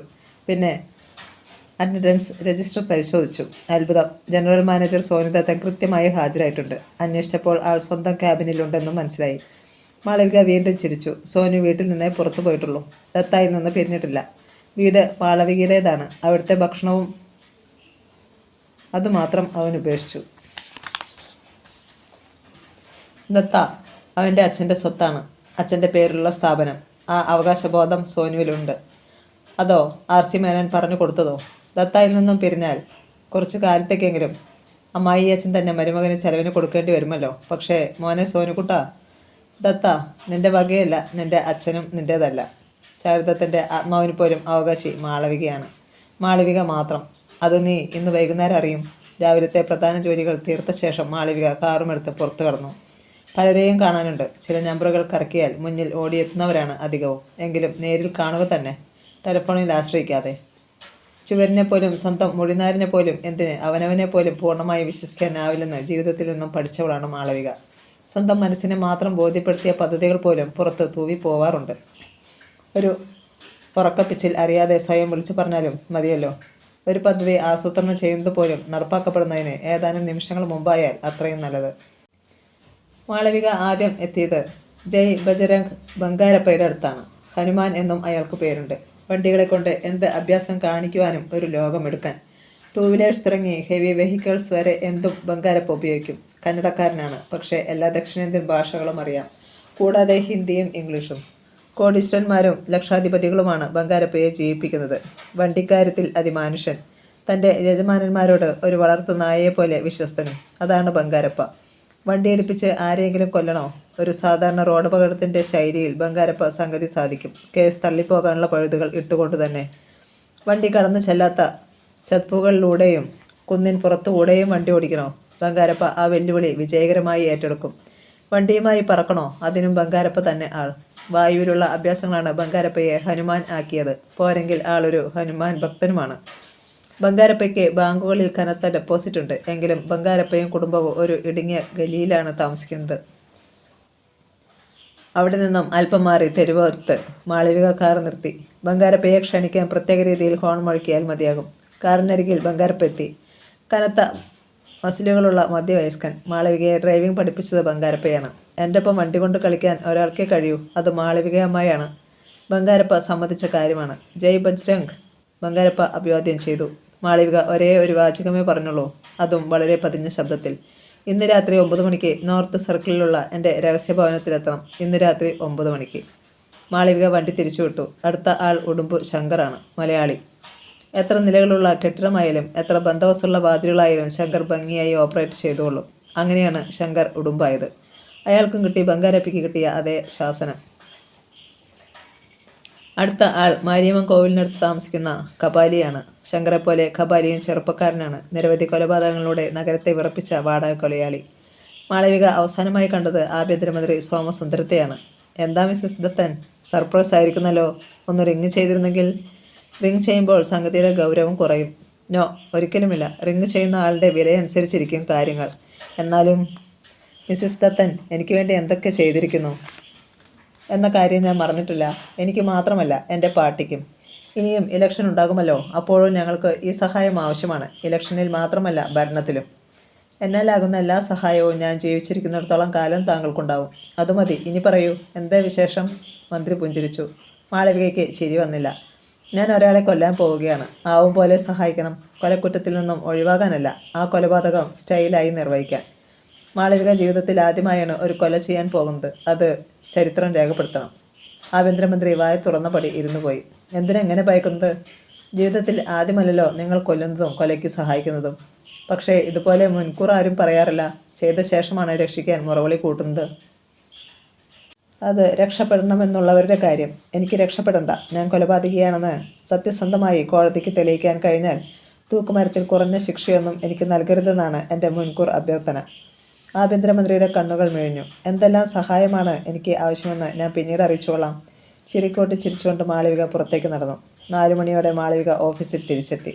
പിന്നെ ചെയ്ത ജോലി ദത്തയുടെ ജനറൽ മാനേജർ സോനു സുന്ദരത്തെ പിരിച്ചയക്കുന്നതായുള്ള ഓർഡർ തയ്യാറാക്കുകയായിരുന്നു. മാളവിക തന്നെയാണ് ഓർഡർ ടൈപ്പ് ചെയ്തത്. ജോലി തീർത്ത് പതിവിൽ നേരത്തെ തന്നെ മാളവിക വീട്ടിലെത്തി. പിന്നെ കിടക്കയിൽ മലർന്നു കിടന്ന് ശാന്തമായി വിശ്രമിച്ചു. രാത്രി 9 മണിയാവാൻ 5 മിനിറ്റുള്ളപ്പോൾ മാളവിക കിടക്ക വിട്ട് എഴുന്നേറ്റു. ഗാരേജിൽ നിന്നും കാറിറക്കി താനെ ഡ്രൈവ് ചെയ്ത് പുറത്തു കടന്നു. സോനു തകർന്നു പോയി. ഭൂമിക്ക് തീ പിടിക്കുന്നത് പോലെയോ, നിൽക്കുന്ന മണ്ണ് കാൽച്ചുവട്ടിൽ നിന്നും വഴുതി മാറുന്നത് പോലെയോ, ഏതോ ഗർത്തത്തിലേക്ക് തലക്കുത്തനെ വീഴുന്നത് പോലെയോ. വല്ലാത്തൊരു അവസ്ഥയായിരുന്നു അവൻ്റേത്. തൻ്റെ അമ്മ തന്നെയാണ് അച്ഛനെ കൊലപ്പെടുത്തിയത് എന്നറിഞ്ഞപ്പോഴും പ്രത്യാശയുടെ ഒരു ചെറു കിരണം മനസ്സിൽ അവശേഷിച്ചിരുന്നു. ഒരുപക്ഷെ താൻ തെറ്റിദ്ധരിക്കപ്പെട്ടതാണെങ്കിലോ? RC മേനോനും അമ്മയുടെ ചിറ്റമ്മയും പറഞ്ഞത് കളവാണെങ്കിലോ? അത് കളവായിരിക്കണേ എന്ന് അവൻ പ്രാർത്ഥിച്ചു. കളവായിരിക്കാമെന്ന് വെറുതെ പ്രതീക്ഷിച്ചു. അമ്മയോട് വഴക്കിട്ട് വീട് വിട്ട് പോരുമ്പോഴും ആ പ്രതീക്ഷയുണ്ടായിരുന്നു. എന്നാൽ അമ്മ തന്നെ ജോലിയിൽ നിന്ന് പിരിച്ചയച്ചപ്പോൾ തീർച്ചയായി. മാളവിക ദത്തൻ എന്തും ചെയ്യാൻ മടിയില്ലാത്തവളാണ്. ഭർത്താവിനെ ശത്രുവായി കരുതുന്ന സ്ത്രീകളുണ്ട്. എന്നാൽ സ്വന്തം മകനെ, ഒരേയൊരു മകനെ, തനിക്ക് ഈ ഭൂമിയിലുള്ള ഏക ബന്ധുവിനെ ശത്രുവായി പുറന്തള്ളാൻ ഒരു സ്ത്രീക്ക് കഴിയുമോ? എങ്കിൽ അവർക്ക് ഭർത്താവിനെ ചതിച്ചു കൊല്ലാനും കഴിയും. മാളവിക ദത്തന് ധനമാണ് വലുത്. അവർ അത് ആവോളം വാരി കൂട്ടിക്കഴിഞ്ഞു. ആ സമ്പത്തിന് മുകളിൽ ഒരു സ്വർണ്ണ സിംഹാസനത്തിൽ ശിരസ് ഉയർത്തിപ്പിടിച്ച് ഇരിക്കുന്ന അഹങ്കാരിയായ സ്ത്രീയാണ് തൻ്റെ അമ്മ, മിസ്സിസ് മാളവിക ദത്തൻ. എന്തെല്ലാം ബഹുമതികൾ അലങ്കരിക്കുന്ന സ്ത്രീയാണ്. ഇന്ത്യയിലെ വനിതാ വ്യവസായികളിൽ ഏറ്റവും പ്രമുഖ, ശക്തമായ വ്യക്തിത്വത്തിൻ്റെ ഉടമ, ധീരയായ വനിത, ദീനാനുകമ്പയിൽ മറ്റാരിലും മുന്നിൽ നിൽക്കുന്നവൾ. ഭർത്താവിൻ്റെ ഓർമ്മയിൽ നിരാഭരണയായി വെള്ളയണിഞ്ഞ് ജീവിക്കുന്ന പതിവ്രതാരത്നം. എന്നാൽ മാളവിക ദത്തൻ്റെ തനിനിറം എന്താണ്? അത് അറിയാവുന്നവർ എത്ര പേരുണ്ട്? മകനായ താൻ പോലും എത്ര വൈകിയാണ് അതറിഞ്ഞത്. അമ്മ അണിഞ്ഞിരിക്കുന്ന മുഖംമൂടി അത്ര ശക്തവും വിദഗ്ധ നിർമ്മിതവുമാണ്. സാധാരണക്കാർ വിചാരിച്ചാൽ അത് തകർക്കാനാവില്ല. തനിക്ക് വേണമെങ്കിൽ ആവും. പക്ഷേ താനായിട്ട് അത് ചെയ്യാൻ പാടില്ല. എത്രയൊക്കെയായാലും തൻ്റെ അമ്മയല്ലേ, തന്നെ പ്രസവിച്ച സ്ത്രീ. അവർ തന്നെ പുറന്തള്ളിയെങ്കിലും ശത്രുപക്ഷത്തു നിന്ന് അവർക്കെതിരെ യുദ്ധം ചെയ്യാൻ തനിക്കാവില്ല. ദത്തയുടെ ഓഫീസ് കെട്ടിടം സ്ഥിതി ചെയ്യുന്നതിനരികിലായി അതേ റോഡിൽ തന്നെയുള്ള ഒരു സാധാരണ ഹോട്ടലിൽ സോനു മുറിയെടുത്ത് താമസം ആരംഭിച്ചു. ഹോട്ടൽ മുറിയിലെത്തിയ ഉടൻ തന്നെ അവൻ നിമിഷയുമായി ടെലിഫോണിൽ ബന്ധപ്പെട്ടു. ഹലോ നിമി. Yes speaking. ഞാൻ വീട് വിട്ടു പോന്നു. റിയലി? നിമിഷയ്ക്ക് അത്ഭുതം. എന്താ അത് വേണ്ടിയിരുന്നില്ല എന്ന് തോന്നുന്നുണ്ടോ? എന്നല്ല, ഭർത്താവിനെ കൊന്ന സ്ത്രീയല്ലേ, മകനെയും കൊല്ലാൻ പ്രയാസമുണ്ടാവില്ല. എന്നാലും ഇത്ര പെട്ടെന്ന്? അമ്മയെ സംബന്ധിച്ച കാര്യങ്ങൾ അറിഞ്ഞതോടെ എനിക്ക് പിന്നെ അവിടെ നിൽക്കാൻ വയ്യാതായി. സോനു അതേക്കുറിച്ച് അമ്മയോട് ചോദിച്ചോ? ചോദിച്ചു. അത് വേണ്ടിയിരുന്നില്ല. ഞങ്ങളിൽ നിന്നുമാണ് ആ സത്യം അറിഞ്ഞതെന്ന് അമ്മ സംശയിക്കും. സംശയിക്കേണ്ട, ഉറപ്പാക്കിക്കൊള്ളട്ടെ. ശത്രുത ഞങ്ങളോടായിരിക്കും. എന്താ പേടിയുണ്ടോ? ഞാനെന്തിനു പേടിക്കണം? സോനുവാകും അപകടത്തിലാവുക. സ്വത്ത് മുഴുവൻ വല്ല അകന്ന ബന്ധുക്കളുടെ പേരിൽ എഴുതി വെച്ചാലോ? എഴുതി വയ്ക്കട്ടെ. എനിക്ക് ആ സ്വത്ത് വേണ്ട. എങ്ങനെയൊക്കെ സമ്പാദിച്ചതാണെന്ന് ആർക്കറിയാം. സ്വത്തും വേണ്ട, അമ്മയുടെ സ്ഥാപനത്തിലെ ജോലിയും വേണ്ട. അയ്യോ, ജോലി ഉപേക്ഷിക്കേണ്ട കേട്ടോ. നിമിഷയുടെ സ്വരത്തിൽ പരിഭ്രമം. ജീവിക്കാൻ പിന്നെ എന്തു ചെയ്യും? ഏതായാലും തെണ്ടാൻ പോവില്ല, തീർച്ച. എന്നാലും ജോലി ഉപേക്ഷിക്കുന്നതിനെക്കുറിച്ച് ഞാൻ രാവിലെ ചിന്തിച്ചതേയുള്ളൂ. വൈകുന്നേരം എന്നെ പിരിച്ചു വിട്ടിരിക്കുന്നതായുള്ള നോട്ടീസ് കിട്ടി. എൻ്റെ അമ്മയുടെ കയ്യൊപ്പോടെ. നിമിഷയിൽ നിന്ന് മറുപടി ഉണ്ടായില്ല. അതുകൊണ്ട് അമ്മയുടെ സ്വത്തിലും എനിക്കിനി പ്രതീക്ഷയില്ല. അപ്പോഴും നിമിഷം ശബ്ദിച്ചില്ല. അമ്മയുടെ സ്വത്താണ് നിമിഷയ്ക്ക് വലുതെങ്കിൽ എന്നെ മറക്കുന്നതാണ് നല്ലത്. അയ്യോ സോനു, അങ്ങനെയൊന്നും പറയരുതേ. എനിക്ക് സോനുവാണ് വലുത്. എങ്കിൽ സമാധാനമായി ഇരിക്കുക. ഞാൻ മറ്റൊരു ജോലി തേടുകയാണ്. നാളെ ഞാൻ അവിടെ വരുന്നുണ്ട്, നിന്റെ ഡാഡിയെ കാണാൻ. സോനു ഫോൺ വച്ചു.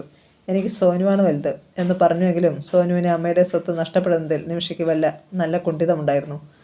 സോനു ദരിദ്രനായി തീർന്നാൽ ഡാഡിയുടെ പ്രതികരണമായിരിക്കും ഭയങ്കരം. സോനുവിൻ്റെ അമ്മയുടെ സ്വത്തിൽ ഡാഡിക്ക് കണ്ണുള്ള കാര്യം നിമിഷയ്ക്ക് അറിയാമായിരുന്നു. സോനു ഒന്നുമില്ലാത്തവനായി മാറിയാൽ തങ്ങളുടെ വിവാഹത്തെ പോലും ഡാഡി എതിർത്തെന്ന് വരും.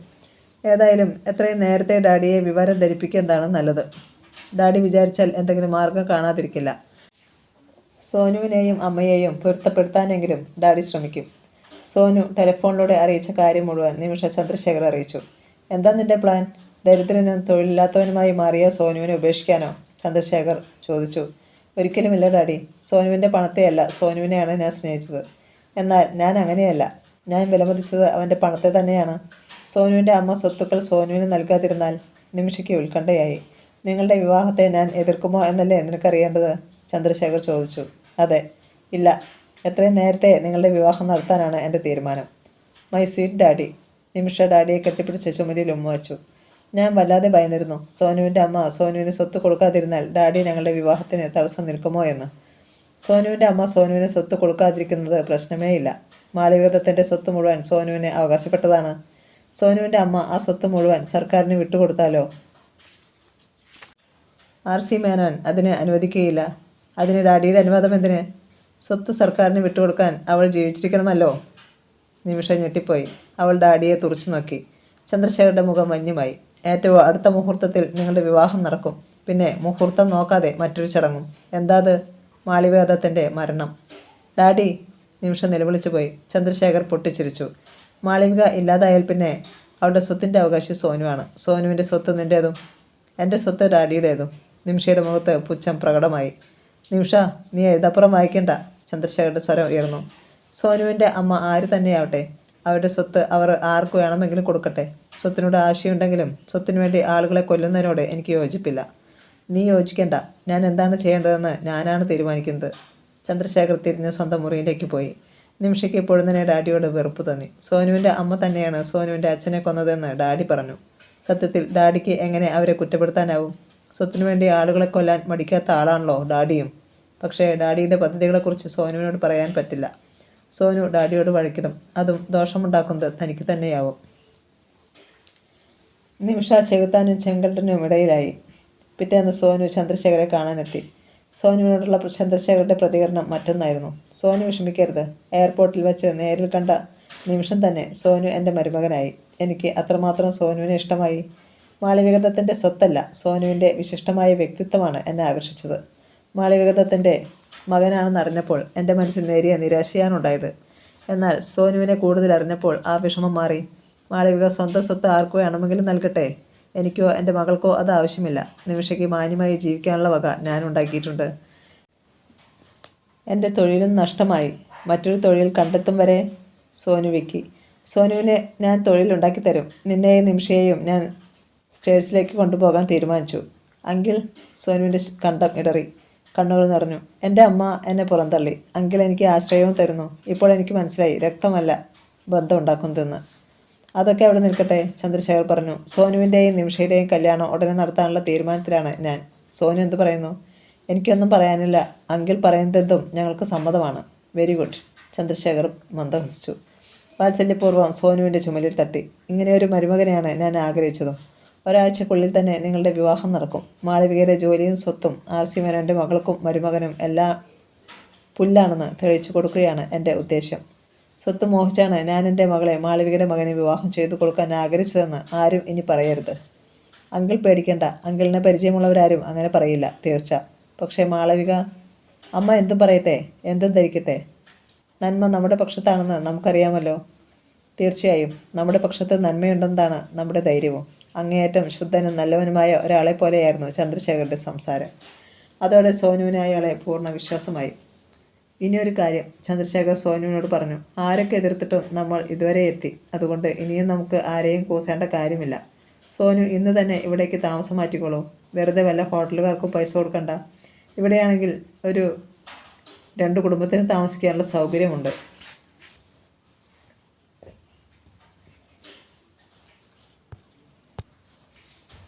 എല്ലാം അങ്കിളിൻ്റെ ഇഷ്ടം. സോനു സമ്മതിച്ചു. അന്ന് തന്നെ സോനു ചന്ദ്രശേഖർ താമസിക്കുന്നിടത്തേക്ക് പാർപ്പ് മാറ്റി. എല്ലാം മാളവിക അറിയുന്നുണ്ടായിരുന്നു. അപ്പോൾ തന്നെ കൂട്ടിലടച്ച വെരുകിൻ്റെ അവസ്ഥയിലായിരുന്നു മാളവിക. ചന്ദ്രശേഖർക്ക് എതിരെ ഉപയോഗിക്കാനുള്ള നിരവധി ആയുധങ്ങൾ തൻ്റെ കൈവശമുണ്ട്. പക്ഷേ ചന്ദ്രശേഖരുടെ തൊട്ടരികിൽ തൻ്റെ മകനും നിൽക്കുന്നുണ്ട്. ഉന്നം തെറ്റി അവൻ്റെ മേൽ പോറലേറ്റാലോ? അതായിരുന്നു മാളവികയുടെ ഭയം. ഒടുവിൽ മാളവികയെ തകർക്കുന്ന മറ്റൊരു വാർത്തയും എത്തി. സോനുവിൻ്റെയും നിമിഷയുടെയും വിവാഹം നടക്കാൻ പോകുന്നു. ചന്ദ്രശേഖരൻ്റെ ക്ഷണക്കത്ത് ദത്തായിൽ മാളവിക ഒഴിച്ചുള്ള എല്ലാവർക്കും ലഭിച്ചു. ശിപ്പായിമാർക്കു വരെ. RC മേനോൻ്റെ മകൾ നിമിഷയും ദത്താ സ്ഥാപനങ്ങളുടെ സ്ഥാപകനും ഉടമയും ദിവംഗതനുമായ ചാരിദത്തിൻ്റെ മകൻ സോനുദത്തിനും തമ്മിലുള്ള വിവാഹം. പിറ്റേന്നാണ് മുഹൂർത്തം. മാളവിക ഒട്ടും കൂസൽ ഭാവിച്ചില്ല. എന്നാൽ ഒരു കാര്യം ചെയ്തു. അടുത്ത ദിവസത്തേക്ക് ദത്തായ്ക്ക് അവധി നൽകി. വീട്ടിൽ സ്വന്തം മുറിയിലെത്തി വാതിൽ ബന്ധിച്ചതും മാളവികയുടെ നിയന്ത്രണം വിട്ടു. കിടക്കയിൽ വീണ് അവൾ ഉച്ചത്തിൽ കരയാൻ തുടങ്ങി. നഗരത്തിലെ വാടക മുന്തിയ ഒരു കല്യാണ മണ്ഡപത്തിൽ വച്ചായിരുന്നു വിവാഹം നടത്താൻ തീരുമാനിച്ചിരുന്നത്. മുഹൂർത്തത്തിന് വളരെ മുമ്പേ പന്തൽ നിറഞ്ഞു. ദത്തായിലെ മുഴുവൻ ജോലിക്കാരെ എത്തിയിരുന്നു. താലിച്ചാർത്തലിൻ്റെ മുഹൂർത്തത്തിലാണ് കല്യാണ മണ്ഡപത്തിൻ്റെ കവാടത്തിൽ മാളവികയുടെ കാർ വന്നു നിന്നത്. വിവാഹഘോഷത്തിൽ പങ്കെടുക്കാനെത്തിയിരുന്നവർക്കെല്ലാം മാളവികയെ അറിയാമായിരുന്നു. മാളവികയും മകനും തെറ്റിപ്പിരിഞ്ഞതും മാളവികയെ വിവാഹത്തിന് ക്ഷണിച്ചിട്ടില്ലെന്നതും സുഹൃത്ത് വൃത്തങ്ങളിൽ പരസ്യമായിരുന്നു. അതുകൊണ്ട് മാളവികയെ കവാടത്തിൽ കണ്ടതും മണ്ഡപത്തിലിരുന്നവരെല്ലാം അത്ഭുത സ്തബ്ധരായി. ഏറെ അത്ഭുതം സോനുവിനായിരുന്നു. മുല്ലപ്പന്തലിൽ വധുവിൻ്റെ അരികിലായി നിന്നിരുന്ന ചന്ദ്രശേഖരുടെ മുഖം ചുവന്നു. പല്ലുകൾ ഞെരിഞ്ഞമർന്നു. മാളു, എടി പീറപ്പെണ്ണേ, എനിക്കറിയാമായിരുന്നു നീ ഇവിടെ എന്തെങ്കിലും അത്ഭുതം കാണിക്കുമെന്ന്. എന്നെ തോൽപ്പിക്കുകയാണല്ലോ നിൻ്റെ ഉദ്ദേശ്യം. ചന്ദ്രശേഖർ മനസ്സിൽ പറഞ്ഞതേയുള്ളൂ. മാളവിക സാവധാനം മുല്ലപ്പന്തലിനരികിലേക്ക് നടന്നു വന്നു. സാധാരണ വേഷം. മകൻ്റെ വിവാഹ ദിനത്തിൽ അമ്മയ്ക്ക് പ്രത്യേകമായ ഒരു ഒരുക്കവുമില്ല. ഓഫീസിൽ കടന്നു വരുമ്പോൾ കൈത്തണ്ടയിൽ തൂങ്ങിക്കിടക്കാറുള്ള ആ കൊച്ചുബാഗ് ഇപ്പോഴുമുണ്ട്. മുഖത്ത് ആരോടൊക്കെയോ ഉള്ള പുച്ഛം. വളരെ പതുക്കെ ഒച്ചയില്ലാതെയാണ് നടന്നു വരുന്നതെങ്കിലും ആ ശരീരത്തിൻ്റെ ചലനം കണ്ടാൽ ഭൂമിയെ ചവിട്ടി മെതിച്ചുകൊണ്ടാണ് എത്തുന്നതെന്ന് തോന്നും. ചന്ദ്രശേഖർ വധുവിൻ്റെ കൈ പിടിച്ച് വരൻ്റെ കയ്യിൽ ഏൽപ്പിക്കുകയായിരുന്നു. അപ്പോഴേക്കും മാളവിക തൊട്ടരികിലെത്തിയിരുന്നു. പെട്ടെന്ന് അവൾ സദസ്സിനെ നടക്കിക്കൊണ്ട് ഉച്ചത്തിൽ കൈയടിച്ചു. ആഫ്റ്റർ ആൾ വളരെ നാടകീയമായ ഒരു ചടങ്ങാണുള്ളത്, അവൾ പറയുകയും ചെയ്തു. സോനു വല്ലാതെ അമ്പരന്നു. അവൻ്റെ മുഖം കറുക്കുകയും ചെയ്തു. ലോകത്തിൽ മറ്റൊരു സ്ത്രീയും ഇങ്ങനെ ചെയ്തിട്ടുണ്ടാവില്ല. എന്ത് കാരണത്തിൻ്റെ പേരിലായാലും സ്വന്തം മകൻ്റെ വിവാഹ പന്തലിന് മുന്നിൽ വന്നു നിന്ന് ആക്ഷേപിക്കുക. തൻ്റെ അമ്മ ഒരു സ്ത്രീയെ അല്ലെന്നുണ്ടോ? മാളവിക പടിക്കെട്ടുകൾ കയറി പന്തലിലെത്തി. ഗർഭപാത്രത്തിൽ കുറേ നാൾ ചുമന്നതിൻ്റെ നന്ദിക്കെങ്കിലും ഒരു വെറ്റിലപ്പാക്ക് തരാൻ മനസ്സില്ലാത്ത മകന് ആശീർവാദവും വേണ്ടായിരിക്കുമല്ലോ. എന്നാൽ എൻ്റെ മോന് ഈ സുദിനത്തിൽ എന്തെങ്കിലും ഒരു ഉപഹാരം തരാതിരിക്കാൻ അമ്മയ്ക്ക് വയ്യടാ. മാളവിക കൈത്തണ്ടയിൽ തൂക്കിയിട്ടിരുന്ന ബാഗ് തുറന്ന് ഒരു കടലാസ് ചുരുളെടുത്ത് സോനുവിനെ ഏൽപ്പിച്ചു. അമ്മയുടെ വിൽപത്രമാണിത്. പിന്നെ ചന്ദ്രശേഖരെ നോക്കി. ഞാൻ ആമയാണ്, നിങ്ങൾ മുയലും. വളരെ പതുക്കെയാണ് മാളവിക പറഞ്ഞത്. വേഗതയുടെ കാര്യത്തിൽ നിങ്ങൾ എന്നേക്കാൾ വളരെ മുമ്പിലാണ്. എങ്കിലും ഓട്ടത്തിനിടയിൽ നിങ്ങൾ ഇടയ്ക്കിടെ വഴിയിൽ കിടന്ന് ഉറങ്ങിക്കളയുന്നല്ലോ ചന്ദ്രു. പറഞ്ഞത് മാളവിക തിരിഞ്ഞ പടികളിറങ്ങി. മാളവിക പറഞ്ഞത് സോനുവും നിമിഷയും വ്യക്തമായി കേട്ടു. അവർ പരസ്പരം നോക്കി. പിന്നെ ചന്ദ്രശേഖരെ നോക്കി. തനിക്ക് ലഭിച്ച അറിവുകൾ വെച്ച് അമ്മ പറഞ്ഞ വാചകങ്ങളുടെ അർത്ഥം ചികഞ്ഞെടുക്കാൻ സോനു ശ്രമിച്ചു. അച്ഛനെ ചതിച്ചു കൊന്ന അമ്മ, ആ ചതിയുടെ മുഴുവൻ രഹസ്യവും അറിയാവുന്ന RC മേനോനെങ്കിൽ അച്ഛൻ്റെ ആത്മസ്നേഹിതൻ. അമ്മയ്ക്ക് അദ്ദേഹത്തോടെ പകയുണ്ടാവുക സ്വാഭാവികം. പന്തലിൽ നിന്നും വിശ്രമമുറിയിൽ എത്തിയ ശേഷമാണ് സോനു ആ വിൽപത്രം തുറന്നു നോക്കിയത്. തികച്ചും നിയമസാധുതയുള്ള കടലാസ്. അമ്മയുടെ പേരിലുള്ള സകല വസ്തുക്കളും സർക്കാരിന് വിട്ടുകൊടുത്തിരിക്കുന്നു. എന്നാൽ സ്വന്തം സ്ഥാപനങ്ങളിൽ ജോലി ചെയ്യുന്നവർക്കെല്ലാം ദത്ത നൽകുന്ന എല്ലാ ആനുകൂല്യങ്ങളും സർക്കാർ നൽകിയേ പറ്റൂ.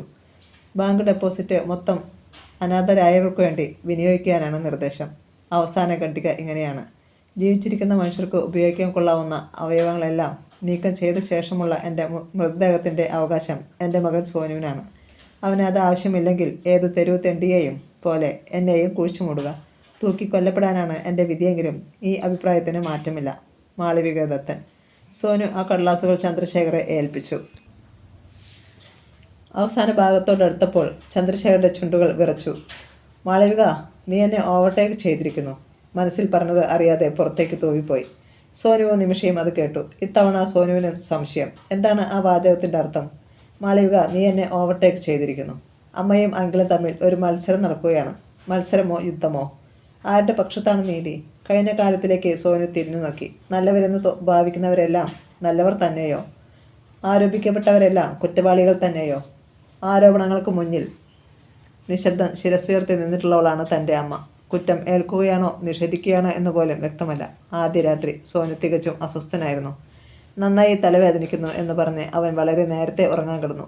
ഉറങ്ങിയില്ല. നിമിഷ ഉറങ്ങിയെന്ന് ബോധ്യമായപ്പോൾ അവൻ എഴുന്നേറ്റ് മുറിയിലൂടെ അങ്ങിങ്ങ് നടക്കാൻ തുടങ്ങി. അർദ്ധരാത്രി. മാളവികയും ഉറങ്ങിയിരുന്നില്ല. അവൾ ശബ്ദം കേൾപ്പിക്കാതെ നടന്ന് ചിറ്റമ്മ കിടക്കുന്ന മുറിയുടെ വാതിൽക്കിലെത്തി. വാതിലിൽ മെല്ലെ തട്ടി പല പ്രാവശ്യം. ചിറ്റമ്മ എഴുന്നേറ്റ് ലൈറ്റിട്ടു. പിന്നെ വിളിച്ചു ചോദിച്ചു, ആരാത്? സോനുവ. മാളവിക ശബ്ദം മാറ്റി പറഞ്ഞു. പെട്ടെന്ന് ചിറ്റമ്മ വാതിൽ തുറന്നു. മാളവിക ഉറക്കെ ചിരിച്ചു. സോനു ഈ വീട് വിട്ടു പോയ വിവരം പോലും ചിറ്റമ്മ മറന്നുപോയോ? അതെങ്ങനാ? നല്ല ഉറക്കത്തിൽ നിന്ന് വിളിച്ചുണർത്തിയാൽ വെളിവ് വരാൻ ഇച്ചിരി നേരമെടുക്കും. ആകട്ടെ, അന്നൊരു ദിവസം ഇതുപോലെ സോനു പാത്തു പതുങ്ങി വന്ന് ഈ മുറിയുടെ വാതിലിൽ മുട്ടി വിളിച്ചത് എന്തിനായിരുന്നു? സോനുവോ? ചിറ്റമ്മ അജ്ഞത ഭാവിച്ചു. അതെ, എൻ്റെ മകൻ. ഞാൻ ഓർക്കുന്നില്ല. ചിറ്റമ്മ മനഃപൂർവ്വം കോട്ടുവായിട്ടു.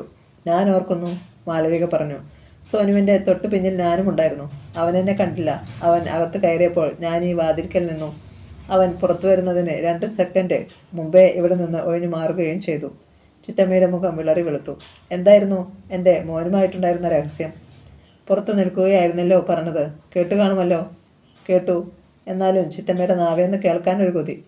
അവൻ എൻ്റെ മകളുടെ കുട്ടിയല്ലേ? അമ്മൂമ്മ എന്ന് വിളിക്കാൻ നീ ശീലിപ്പിച്ചില്ല. നീ വിളിക്കുന്നത് കേട്ട് അവനും എന്നെ ചിറ്റമ്മ എന്ന് തന്നെ വിളിച്ചു ശീലിച്ചു. എന്നാലും ഞാൻ അവൻ്റെ അമ്മൂമ്മ തന്നെയല്ലേ? അവൻ എന്നോട് പലതും പറയാൻ കാണും. അവൻ എങ്ങനെയാണ് നിങ്ങളുടെ മകളുടെ കുട്ടിയാവുന്നത്? അവൻ എൻ്റെ കുട്ടിയല്ലേ? നീ എൻ്റെ മകളല്ലേ? ഞാനല്ലേ നിന്നെ പ്രസവിച്ചതല്ലെങ്കിലും.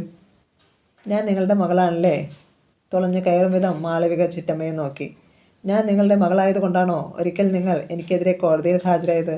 എൻ്റെ ഭർത്താവിൻ്റെ ഘാതകന് വേണ്ടി സാക്ഷി പറഞ്ഞത്? ചിറ്റമ്മയുടെ മുഖം കുനിഞ്ഞു. അവരുടെ ശരീരം മെല്ലെ വിറയ്ക്കാൻ തുടങ്ങി. താൻ സോനുവിനോട് പറഞ്ഞു കൊടുത്ത കാര്യങ്ങളും അവൾ അറിഞ്ഞിട്ടുണ്ടാവും, തീർച്ച. എന്തിനും പോന്നവളാണ് അവൾ. തനിക്കായി അവൾ തന്ന മുറിയിൽ തൻ്റെ പ്രവൃത്തികളും സംസാരവും ചോർത്തി അവളുടെ കണ്ണിലും കാതിലും എത്തിക്കുന്ന വല്ല യന്ത്രവും പിടിപ്പിച്ചിട്ടുണ്ടാവുമോ? അതൊന്നും ചിന്തിക്കാൻ തനിക്ക് അപ്പോൾ കഴിഞ്ഞിരുന്നില്ല. നിങ്ങളുടെ ആ പഴയ ചന്ദ്രശേഖറാണ് എൻ്റെ മകൻ്റെ ഭാര്യയുടെ അച്ഛൻ. അക്കാര്യവും വളരെ നേരത്തെ നിങ്ങൾ അറിഞ്ഞിട്ടുണ്ടാവുമല്ലോ. ഇല്ല മാളു, സത്യമായില്ല.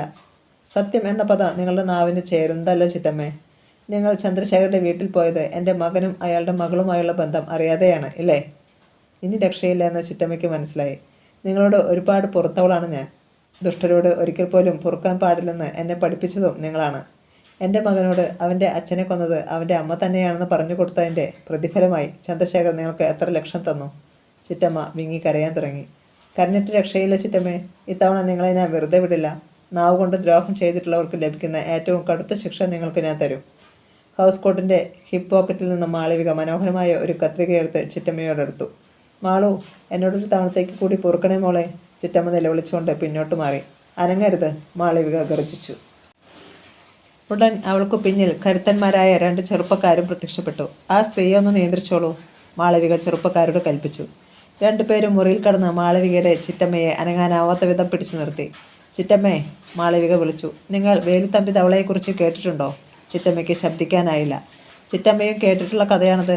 എനിക്കന്ന് ഏറിയാൽ 5 വയസ്സ് കാണും. അച്ഛനാണ് ആ കഥ പറഞ്ഞു തന്നത്. ചിറ്റമ്മ എൻ്റെ അനിയത്തിമാർക്ക് രസവട ഉണ്ടാക്കി വെച്ചിരുന്നതിൽ നിന്നും ഞാൻ ഒരെണ്ണം എടുത്തു. വിശപ്പ് സഹിക്കാനാവാതെ ചെയ്ത കളവ്. ചിറ്റമ്മയും അച്ഛനും അന്ന് തന്നെ മാറി മാറി അടിച്ചു. അതിനുശേഷമാണ് അച്ഛൻ വേലുത്തമ്പിയുടെ കഥ പറഞ്ഞു തന്നത്. കള്ളക്കണക്കെഴുതിയതിന് കണക്കപ്പിള്ളയുടെ വിരൽ മുറിച്ചു കളഞ്ഞ ധവളയുടെ കഥ. അതിൽ പിന്നെ വിശന്ന് വയറ് നൊന്താലും ചിറ്റമ്മ തരാതെ ഞാനൊന്നും എടുത്തു കഴിച്ചിട്ടില്ല. എന്നാൽ ചിറ്റമ്മയും മക്കളും പലതും കട്ടു, പല കളവും പറഞ്ഞു.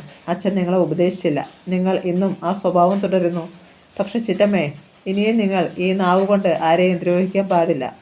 പെട്ടെന്ന് മാളവികയുടെ ഒരു പരിചാരകൻ ചിറ്റമ്മയുടെ മൂക്ക് പൊത്തിപ്പിടിച്ചു. ശ്വാസത്തിനു വേണ്ടി ചിറ്റമ്മ വായി തുറന്നതും മറ്റേയാൾ ചിറ്റമ്മയുടെ നാവിൽ പിടിച്ച് പുറത്തേക്ക് വലിച്ചു. വേലുത്തമ്പിയും മാളവിക ദത്തനുമായി ഒരു ബന്ധവുമില്ല. എങ്കിലും തമ്പിയുടെ പേരിൻ്റെ ഒപ്പം ലോകം ഈ മാളവികയെയും ഓർക്കണം. കത്രിക കൊണ്ട് ആ നാവിൻ തുമ്പ് മുറിക്കുമ്പോൾ അവൾ മുഖം തിരിച്ചില്ല. ജീവിതം അവളെ ഒരു സ്ത്രീയല്ലാതാക്കി മാറ്റിയിരുന്നു. മനുഷ്യവർഗത്തിൻ്റെ അനുതാപഭാവം ആ ഹൃദയത്തിൽ നിന്നും മുറിഞ്ഞു പോയിരുന്നു. മാളവിക കൈവിട്ടതും അതിഭയങ്കരമായ ഒരു അലർച്ചയോടെ ചിറ്റമ്മ നിലത്ത് വീണു പിടഞ്ഞു. ഡോക്ടറുടെ അടുത്ത് കൊണ്ടുപോകണം, അവൾ അനുചരന്മാരോട് പറഞ്ഞു. വീണപ്പോൾ പല്ലുകൊണ്ട് നാവ് മുറിഞ്ഞതാണെന്ന് പറയണം. സംശയം തോന്നിയാലും ചോദിക്കുന്ന പണം കൊടുത്ത് ഒതുക്കണം. മിണ്ടാനുള്ള ശേഷിയില്ലാതെ ഇവരുടെ ജീവൻ നഷ്ടപ്പെടരുത്. ജീവിച്ചോട്ടെ, ദൈവം തീരുമാനിച്ചത്രയും നാൾ. പക്ഷേ നാവ് കൊണ്ട് ഇനി പാപം ചെയ്യരുത്. മാളവിക തിരിഞ്ഞു നടന്നു. അവൾ വാതിൽ തുറന്ന് സ്വന്തം മുറിയിൽ പ്രവേശിച്ചപ്പോൾ അതിഥികൾക്കുള്ള കസേരയിൽ ഒരാൾ കാത്തിരിക്കുന്നുണ്ടായിരുന്നു. കഥ തുടരും.